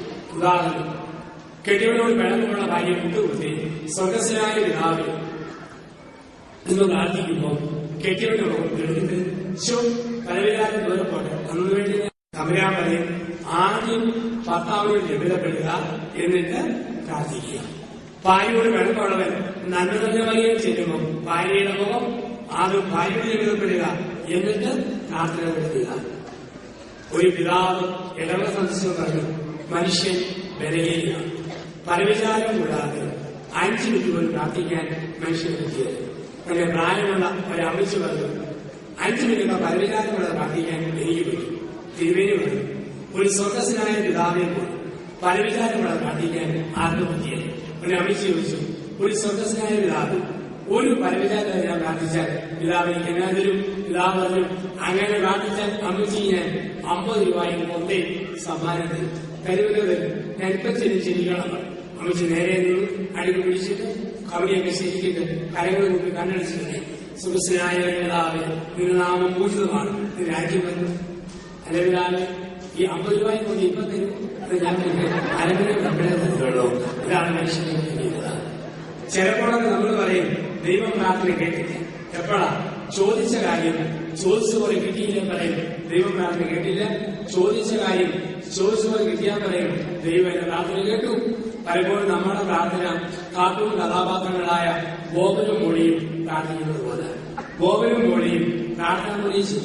പരീക്ഷ വന്നിട്ടാണ് മുട്ടുകുത്തി കരകൾ വീശു പ്രാർത്ഥിച്ചു, കർത്താവായ യേശുവേ, ഗംഗാനദിയും യമുനാ നദിയും പാകിസ്ഥാനിൽ കൂടെ ഒഴുകണേ. ഇതാണ് പ്രാർത്ഥന. സോഷ്യൽ സ്റ്റഡീസിന്റെ പേപ്പറിൽ ചോദ്യം, ഗംഗായും യമുനായും ഒഴുകുന്ന രാജ്യങ്ങൾ. ഉത്തരവറിയത്തില്ലാത്ത കുട്ടികൾ പരീക്ഷാവോടിരുന്ന് പേന കറക്കി ഒരു കുത്തുണ്ട്. ബോബനോടെയും കറക്കിക്കുത്തി കുത്തുകൊണ്ട് പാകിസ്ഥാൻ, എഴുത്തെഴുതി പാകിസ്ഥാൻ. പുറത്തിറങ്ങിയപ്പോൾ വിവരമുള്ള കുട്ടികൾ പറഞ്ഞു, മണ്ണച്ചാലിനെ മണ്ണി ഗംഗായും യമുനായും ഒഴുകുന്നത് പാകിസ്ഥാനിൽ കൂടെയാണ് ആണ്, ഭാരതത്തിൽ കൂടെയല്ലേ. ഇനി ബോബനും മോളിക്കും ഒരു മാർക്ക് കിട്ടണോ? ദൈവമായ കർത്താവ് ഒരു വലിയ ബോധം കൊണ്ടുവന്നു ഗംഗാ യമുന കുത്തിപ്പറിച്ച് പാകിസ്ഥാനിൽ നിൽക്കുകയോ ഒരു മാർക്ക് കിട്ടും. പലപ്പോഴും നമ്മൾ ചില കാര്യം തീരുമാനിച്ചിട്ട് അതുപോലെ നടത്തിത്തന്നെന്ന് പറയും. അതല്ല പ്രാർത്ഥന. പ്രാർത്ഥനയുടെ മാതൃക എഴുസലേം തോട്ടത്തിലെ യേശുവിന്റെ പ്രാർത്ഥനയാണ്. ഇതാണ് എന്റെ ഇഷ്ടം എങ്കിലും എന്റെ ഇഷ്ടമല്ല, നിന്റെ തിരുവിഷ്ടം നിറവേറട്ടെ. പ്രാർത്ഥന. അപ്പൊ പ്രാർത്ഥന അന്തരീക്ഷം കുടുംബത്തിൽ സൂക്ഷിക്കുക. ചിലപ്പോഴൊക്കെ നമുക്ക് സംശയം, പ്രാർത്ഥിച്ച് ഒക്കുവോ ഇല്ലേ? ഞാൻ കഴിഞ്ഞ വർഷം ചങ്ങനാശ്ശേരി അതിരൂപതയിൽ തോട്ടയ്ക്കാരടുത്ത് എരീസിറ പള്ളിയിൽ ധ്യാനിക്കുന്നു. അങ്ങനെ ധ്യാനിപ്പിച്ചപ്പോൾ എല്ലാ വീടും വെച്ചിരിക്കുന്ന ഒരു ധ്യാനമാണ്. 11 മണിക്ക് വീട് വെച്ചിരിക്കാൻ പോകുമ്പോൾ വാർഡ് ലീഡർ എന്റെ കൂടെ അങ്ങനെ കടന്നു പോകുമ്പോൾ ഒരു ഈഴവ കുടുംബത്തിലെ ഒരമ്മച്ചി കരഞ്ഞുകൊണ്ട് വന്ന് പറഞ്ഞു, അച്ഛൻ ഞങ്ങളെ ഒന്ന് സഹായിക്കണം. എന്ത് പറ്റി? അച്ഛൻ ഒരാഴ്ചയായി പശു പ്രസവിച്ചു, കിടാവിന് കുഴപ്പമില്ല, പശു 5 ലിറ്റർ പാല് തരുന്ന പശുവാണ്, കുടുംബത്തിന് വരുമാനം വഴിയാണ്, വലതുകയും കാലും തളർന്നു കിടക്കുകയാണ്, കാൽസ്യം ഇല്ലാതില്ല. ഡോക്ടർമാരൊന്ന് കെട്ടിപ്പൊക്കി നിർത്തിയിട്ടും അത് വീണ്ടും കിട്ടപ്പുറത്തൊന്ന് അങ്ങോട്ട് പോവുക. അച്ഛൻ അതുകൊണ്ട് കാര്യമായിട്ട് ഈ പശുവിനെ പ്രാർത്ഥിച്ച് ഇതിനെ നേരെ നിർത്തിത്തരണം. ഞങ്ങളുടെ വീട്ടിലെ ആൾക്കാരും മരിച്ചു പോരാ, ഞങ്ങളുടെ വരുമാനം വഴിയാച്ച. എനിക്കൊരു ശങ്ക, ഒന്നാമത് ഹിന്ദുക്കളുടെ വീട്, രണ്ടാമത് പശു. മനുഷ്യരുടെ പ്രാർത്ഥനയിലൊക്കും പശുവിന് ഞാൻ പോയില്ല. ഞാനത് നിന്നു. അപ്പോൾ എന്റെ കൂടെ വന്ന് ചേട്ടൻ പറഞ്ഞു, ജോസഫ് മരിക്കണ്ട, അവരാവശ്യപ്പെട്ടില്ലേ, ധൈര്യമായിട്ട് പ്രാർത്ഥിച്ചു. ഞാൻ പശുവിന്റെ അടുത്ത് ചെന്നു. നെറ്റി, ചെവി, കയ്യ, കാല്, വയറ്, വാലുകൾ മുഴുവൻ കുരിശ് വരച്ചിട്ട് എന്റെ ആനാമണ പാത്രത്തിലെ ആനാമണം ഞെക്കി വീശി കുരിശിട്ടിട്ട് പാത്രം കാര്യായി. കാരണം ധൈര്യമായിട്ട് അടുത്തിരിക്കണം. എഴുന്നേറ്റിട്ട് കുത്തിക്കാൻ കിട്ടോ, തളർന്നു കിടക്കുന്ന സാധനങ്ങളെ അതിന് പോരാട്ടത്തിൽ ഞാൻ പ്രാർത്ഥിച്ചു. എന്റെ ദൈവമേ, നിന്റെ നാമത്തിൽ ഞാൻ പ്രാർത്ഥിച്ചിട്ടുണ്ട്, എഴുന്നേറ്റില്ലെങ്കിൽ നിനക്കാണ് നാൾക്കേട്ട് ഞാനിതാ പോകുന്നു. ഉച്ചയൂണ് കഴിഞ്ഞപ്പം എനിക്കൊരു ടെൻഷൻ. പക്ഷെ എഴുന്നേറ്റില്ലല്ലോ, എനിക്ക് നാളെ അന്ന് തിങ്കളാഴ്ച ആയുള്ളൂ, ശനിയാഴ്ച തിരിച്ചു പോയി. 2:30 കൂടെ വന്ന ചേട്ടൻ വെച്ചാൽ അച്ഛൻ പോകുന്ന 10-ാം മിനിറ്റിൽ പശു എഴുന്നേറ്റു. ഇത് അച്ഛൻ 2 കുരിശ് ഓതി തന്നു. ഒന്ന് പശുവിന്റെ വെള്ളിയെ കണ്ട്, മറ്റേത് വാഴയെ കണ്ട് അവരുടെ ആഗ്രഹമാണ്. ഞാൻ കുരിശ് ഓതി കൊടുത്തു വിട്ടു. പിന്നെ എല്ലാ ദിവസവും എഴുന്നേറ്റും നെഞ്ചിൽ ഒരു അകവാളാണ്. രാത്രി നിന്ന് പശു വീണോ എഴുന്നേറ്റോ, വീണോ എഴുന്നേറ്റോ. അവസാനം ദൈവമേ, ഞാൻ പോകുന്ന ശനിയാഴ്ച വരെയും അതിനെ വീടാൻ പൊട്ടിപ്പിടിച്ചു. ഇതിനായിരുന്നു പ്രാർത്ഥന. ഇനി ആ പശു വീണിട്ടില്ല. എനിക്ക് സംശയം, പ്രാർത്ഥിച്ചാൽ പോകും. പശുവിനും ഹൈന്ദവ തള്ളയ്ക്കും തമ്പുരാനും സംശയമില്ല, പ്രാർത്ഥിച്ചു കൊടുക്കാം. അതുകൊണ്ടാണ് പറയുക, നിങ്ങളുടെ കുഞ്ഞുങ്ങൾ സ്കൂളിൽ പോകുമ്പോൾ അപ്പനും അമ്മയും തലയിൽ കഴിച്ച് പ്രാർത്ഥിച്ചു. നിങ്ങളുടെ മക്കൾ ഉറങ്ങിക്കിടക്കുമ്പോൾ നെറ്റിയിൽ കുരിശു വയ്ക്കണം. ഒരു മോനോ മോളോ പഠിക്കാൻ പുറകോട്ടാണ്, അപ്പനും ഈ കരങ്ങൾ പോകുന്നത് പ്രാർത്ഥിക്കണം.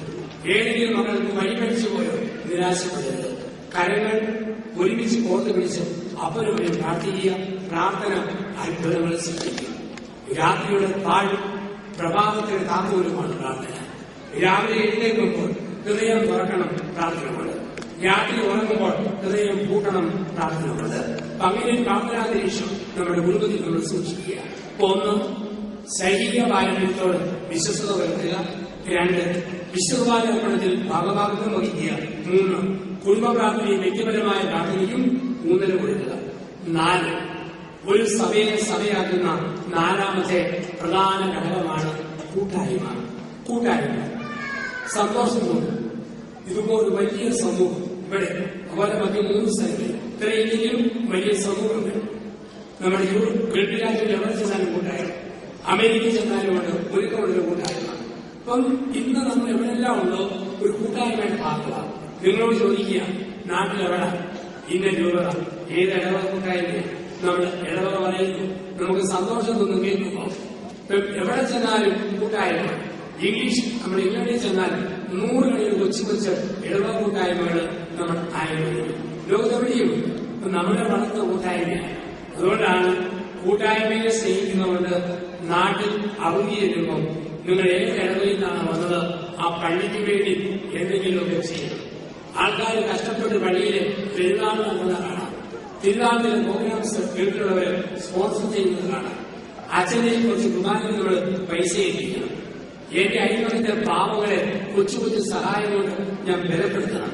ഇതൊക്കെ കൂട്ടായ്മയുടെ ഭാഗമാണ്, നമ്മുടെ ഭാഗമാണ് അവർ. ദൈവം ഭാഗ്യം കൊണ്ടതുകൊണ്ട് നമ്മൾ ഇവിടെ എത്തി. ഇല്ലെങ്കിൽ നമ്മളും അതേപോലെ കഷ്ടപ്പെട്ട് കഴിയേണ്ടവരാണ്. അപ്പൊ കൂട്ടായ്മയെ നമ്മൾ സ്നേഹിക്കുക. സാധിക്കാവുന്ന കൊച്ചു കൊച്ചു നന്മകൾ കൂട്ടായ്മയും ചെയ്യും. അതിന്റെ ഭാഗമായിട്ട് നമ്മൾ അച്ഛന്മാരെയും ഒക്കെ നമ്മൾ ബഹുമാനിക്കണം. അതുകൊണ്ടാണ് മെത്രാന്മാരുടെയും അച്ഛന്മാരുടെയും കുറ്റം നമ്മൾ മാറിയിരുന്ന് ആരോടും പറയരുത്. വൈദികരെ കുറ്റം പറഞ്ഞാൽ എന്താ കുഴപ്പമെന്ന് വെച്ചാൽ അത് ആരെയും കൊടുക്കും തമ്മിലും വെച്ച് അച്ഛന്മാരോട് പറയും. അവർക്കത് പങ്കുവെക്കാൻ കാര്യവും മക്കളില്ലാത്തതുകൊണ്ട് ഫ്രീ ടൈം കിട്ടുമ്പം കുറ്റം പറഞ്ഞവരെ ഓർക്കും. അച്ഛന്മാരുടെ ഫ്രീ ടൈം വെക്കടാ കാഴ്ചത്തിന്റെ സമയത്താണ്.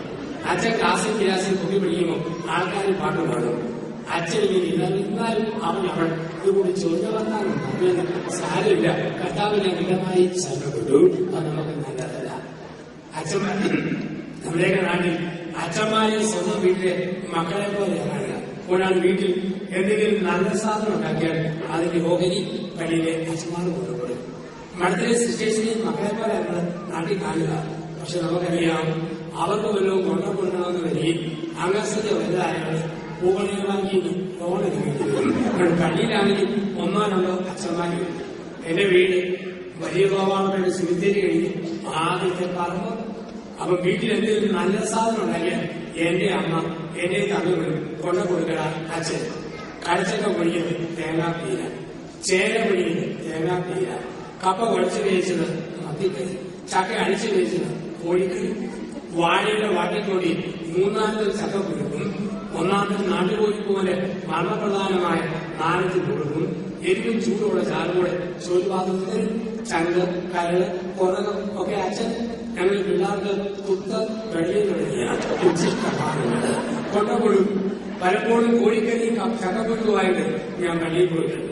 ആ ഓട്ടമല്ലേ അച്ഛനാകാനുള്ള എന്റെ ദൈവവിളിയുടെ ആദ്യത്തെ പ്രോത്സാഹനമെന്ന് പലപ്പോഴും ഞാൻ ചിന്തിച്ചിട്ടുണ്ട്. അതുപോലെ ഞാനും കണക്കുകൂടിയിരുന്നു. ഒരു കാലത്ത് അച്ഛനെ എവിടെയെങ്കിലും ഇരിക്കുമ്പോൾ എനിക്കും എന്തെങ്കിലുമൊക്കെ ആരെങ്കിലും കൊണ്ടുതരും. അതായിരുന്നു എന്റെ വിശ്വാസം. അനുഭവിച്ചിട്ടുണ്ട്. ഞാൻ അച്ഛനായി ആദ്യത്തെ 6 വർഷക്കാലം മനോഹരമായ ഇടവകയിൽ തിരുവനന്തപുരം ദൂർത്തുപള്ളിയുടെ കീഴിലുള്ള മണ്ണന്തര എന്ന സ്ഥലത്ത് കപ്പുച്ചന്മാർ നോക്കുന്ന ചങ്ങനാശ്ശേരിയുടെ പള്ളിയാണ് റാണിയിൽ പള്ളി. ഞാൻ അവിടെ ഉള്ള ദിവസങ്ങളിൽ ഏതെങ്കിലും വീട്ടിൽ എന്തെങ്കിലും നല്ല സാധനം ഉണ്ടാക്കിയാൽ അമ്മച്ചിമാര് അതിന് നല്ല രോഗിനി എനിക്ക് കൊണ്ടുതരുമായിരുന്നു. കാരണം എനിക്ക് ദൈവം കൃപ തന്നിട്ടുണ്ട്. ആർക്കെങ്കിലും എന്തെങ്കിലും ഉണ്ടെങ്കിൽ വിദഗ്ധമായിട്ട് മേടിച്ചെടുക്കാനുള്ള വലിയ തുക. ഞായറാഴ്ച കഴിയുമ്പോൾ പള്ളിയുടെ ആനവാദിന്റെ ഇടവന്ന് ഞാൻ എത്തി. 8 അമ്മച്ചിമാരെ കാണുമ്പോൾ ഒരമ്മച്ചിയോട് ഇപ്പോ കഴിഞ്ഞ തിങ്കളാഴ്ചയുള്ള പട്ടയത്തിൽ എനിക്ക് ജീരകം തേങ്ങ അതിനനുസരിച്ച് ബാക്കി ചേട്ടന്മാർ ചോദിക്കും ഏതാ അച്ഛൻ കൊണ്ടുപോകുന്നത് വട്ടയപ്പം മറ്റ് പിറ്റേ ആഴ്ച മത്സരിച്ച വട്ടയപ്പം നീണ്ട വട്ടത്തോട് വട്ടമാകും ആൾക്കാർ മത്സരിച്ചുകൊണ്ട് എന്റെ കൂടെയുള്ള അച്ഛൻ എന്നെക്കാൾ വീതിയല്ല 10-15 പെണ്ണുങ്ങളെ കാണുമ്പോൾ ഈസിയില്ലേ ഓ ഇടിയപ്പത്തിനെയും കോഴിക്കിന്റെയും രുചി ഇപ്പോഴും നാട്ടിലൂടെ വെള്ളം എടുത്തുകൊണ്ടിരിക്കുകയാണ് പൈസ ഞാനൊന്നും കൊണ്ടുവന്നില്ല അച്ഛാ നീ അല്ലേ വേറെ ആരാല്ല നീ കൊണ്ടുവരാൻ ഇരിക്കുന്നത് ഇതാണ് രീതി. തിരുവനന്തപുരത്തെ ആശ്രമത്തിന് മുറ്റത്ത് അസീസി പുണ്യവാളിന്റെ ഒരു വലിയ രൂപം വെച്ചിട്ടുണ്ട്. ഞാൻ കണ്ടു അതുകൊണ്ട് കുട്ടിക്കാലത്ത് വളർന്നുള്ള കുട്ടികളിൽ നിന്ന് മുതിർന്നവരായിട്ട് ഈ സമൂഹത്തിൽ ധ്യാനത്തിൽ പങ്കെടുക്കുന്നു. അസീസി പുണ്യവാളിന്റെ വലിയ രൂപം അവിടെ വെച്ചിട്ടുണ്ട്. പുണ്യാളി ഇടത്തെ കയ്യിൽ ഒരു മുഴുത്ത വയറ്, വലത്തെ കയ്യിൽ ഒരു നീണ്ട കോൽ. ഇത്രയും നീണ്ട കോൽ എന്തിനാണ് പുണ്യാളിനെ പിടിച്ചിരിക്കുന്നത്? വെറുതെക്കാർക്ക് അറിയത്തില്ല, ഇടവക്കാർക്കറിയാം. അവരോട് പറഞ്ഞിട്ടുണ്ട് തിന്നാൻ കൊള്ളാവുന്ന എന്തെങ്കിലും സാധനം കൊണ്ടുവന്നാൽ ഒഴയമ്മനെ കൊണ്ട് ദൈവം കൊണ്ടുപോയത് അത് പുണ്യാന്റെ പോലെ ഞാത്തിയിട്ട് പോകണം. ഇതാണ് നിർദ്ദേശം. ഞങ്ങൾ ധ്യാനത്തിന് രാത്രി 10-നും 11-നും വരുമ്പോൾ പള്ളിയുണ്ടോ ഇല്ലയോ എന്ന് നോക്കിയില്ലെങ്കിൽ പോലും പുണ്യാന്റെ പോലെ പിന്നെ ഞാൻ പ്രതീക്ഷയോടെ പോകും. മിക്കപ്പോഴും എന്തെങ്കിലുമൊക്കെ ഉണ്ട്. ഒരു ദിവസം എന്നോട് വെലീസും മാത്രമേ ഉള്ളൂ. ഞാനവിടെ രാത്രി 10-ന് വെലീസും ടോർച്ചുമായിട്ട് വന്നു. ടോർച്ച് നീട്ടി അടിച്ചു നോക്കിയപ്പോൾ ആ കോഴി ഒരു നീല പ്ലാസ്റ്റിക് കൂടെ തൂങ്ങിക്കിടക്കുന്നു. അച്ഛനൊന്ന് കുശാലയും ഒറ്റയ്ക്ക് വകുപ്പൊത്തു. അച്ഛൻ കൂടെ ഇറങ്ങി താഴെ വെച്ചു. ഒരു നെല്ലിയ ടോർച്ച് എഴുതി കഴിച്ചു നോക്കിയതാ മ്യാവും 2 പൂച്ചക്കുഞ്ഞിനെ ആരോ തൊട്ടിട്ട് പോയതാ. രസകരമായ അനുഭവങ്ങൾ ഉണ്ടായിട്ടുണ്ട്. വൈദികരെയൊക്കെ കുടുംബത്തിന്റെ ഭാഗമായി കാണുന്ന ഒരു കാഴ്ചപ്പാട് നമ്മളിന്ന് വിളിക്കും കൂട്ടായ്മ.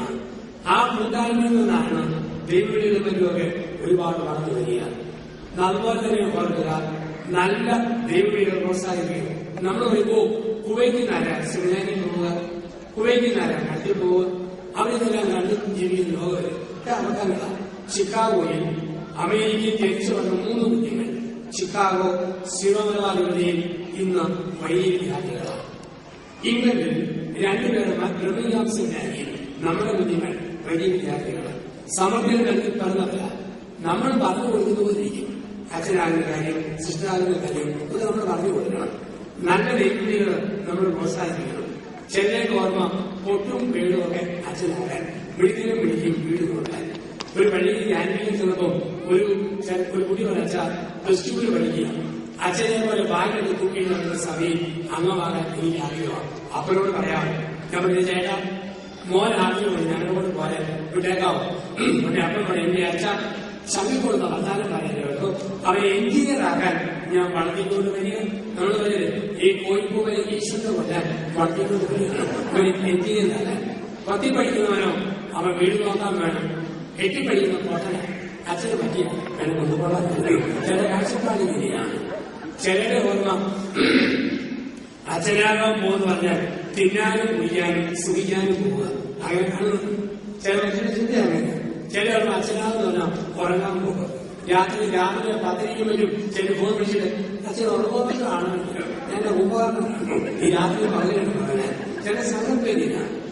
ഒരു മനുഷ്യൻ വെച്ചാൽ എനിക്ക് 3 ആമകൾ, ഓരോരുത്തരും 3 വയസ്സായപ്പോൾ മുതൽ പിന്നീട് 2020 സൂര്യ കുഞ്ഞുനാളിലെ കാണിച്ചുള്ളൂ. മൂത്തവന് 3 വയസ്സായപ്പോൾ മുതൽ പല്ലി അരണ, പാറ്റ, ഓർവ്, ഞണ്ട്, തവ എല്ലാത്തിനെയും തല്ലിക്കൊണ്ട് കയ്യും കാലും വലിച്ചു വലിച്ച് ചങ്ങം മത്തിയായി മേശപ്പുറത്ത് എടുത്തു പോകുമായിരുന്നു. എന്റെ അച്ഛ അവനിന്ന് പ്രശസ്തനായ ഡോക്ടറാണ്. 2ാമത്തെ 4 വർഷകാലം മുതൽ സ്ക്രൂട്ട് തങ്ങളുടെ വരെയുടെ സാക്ഷാപൂട്ട് കൊടുത്തവരായി ബുദ്ധിപ്പെടുത്തുന്നു. അവനിന്ന് സമർത്ഥനായ എഞ്ചിനീയറാണ്. എന്റെ അച്ഛ 3ാമത്തവൻ 3 വയസ്സായപ്പോൾ മുതൽ മുടിഞ്ഞ തീറ്റ ഒടുക്കത്തെ ഉറക്കണം. അവന് അടുത്ത പുറനാപ്പിളി വികാരി വളരെ ഓർമ്മ അച്ഛനാകാൻ പോകുന്ന പറഞ്ഞാൽ തിന്നാനും സ്വീകരിക്കാൻ പോവുക. പൗരോഹിത്യത്തിന്റെ നല്ല വശങ്ങൾ കുഞ്ഞുങ്ങൾക്ക് പറഞ്ഞു കൊടുക്കണം.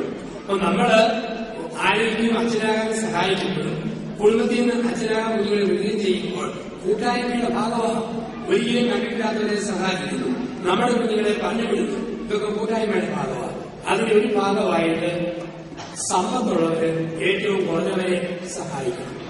നമുക്കൊക്കെ ദൈവം കൂടുതൽ സമ്പത്ത് തന്നോ നാട്ടിലെ ഏറ്റവും ദരിദ്രരെ നമ്മൾ സഹായിക്കണം. പെൺപിള്ളാരെ നേഴ്സിംഗിന് പഠിപ്പിച്ചു, പഠിക്കാൻ കഴിവുള്ളവരെ എങ്ങനെയെങ്കിലും പഠിപ്പിച്ചു അതിന് ഫീസ് കൊടുത്തുമൊക്കെ കുഞ്ഞു കുഞ്ഞു സഹായം നമ്മൾ ചെയ്യണം. വിവാഹ സഹായമാകാം, ഭവന നിർമ്മാണമാകാം, മെഡിക്കൽ സഹായമാകാം.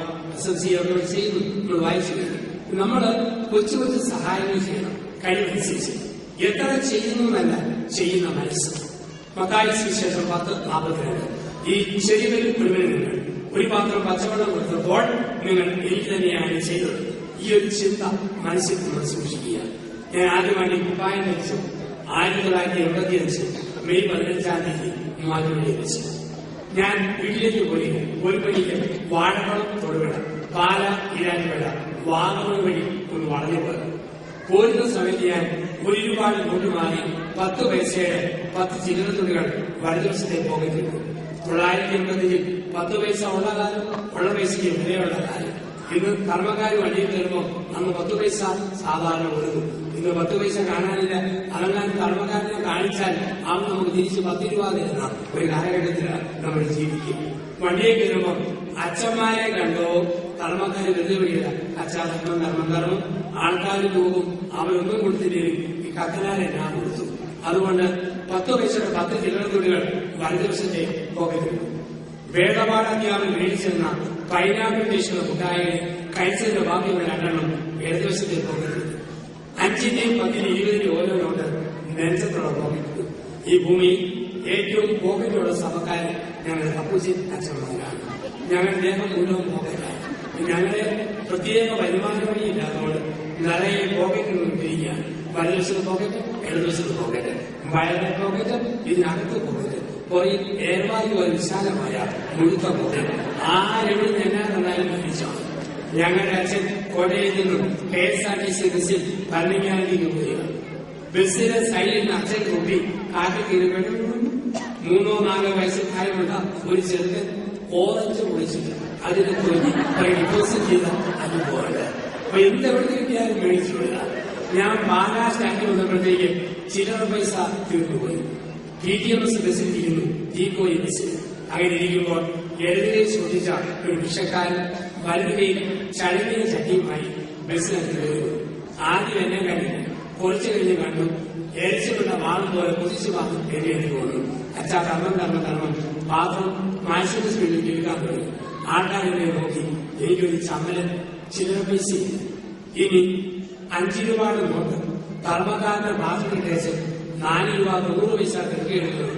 അതിനേക്കാൾ കർമ്മക്കാരൻ ആട്ടനുണ്ടാവുന്ന കടക്കാരനായ 5 ടേച്ച് 6 നോക്കിക്കൊടുക്കും.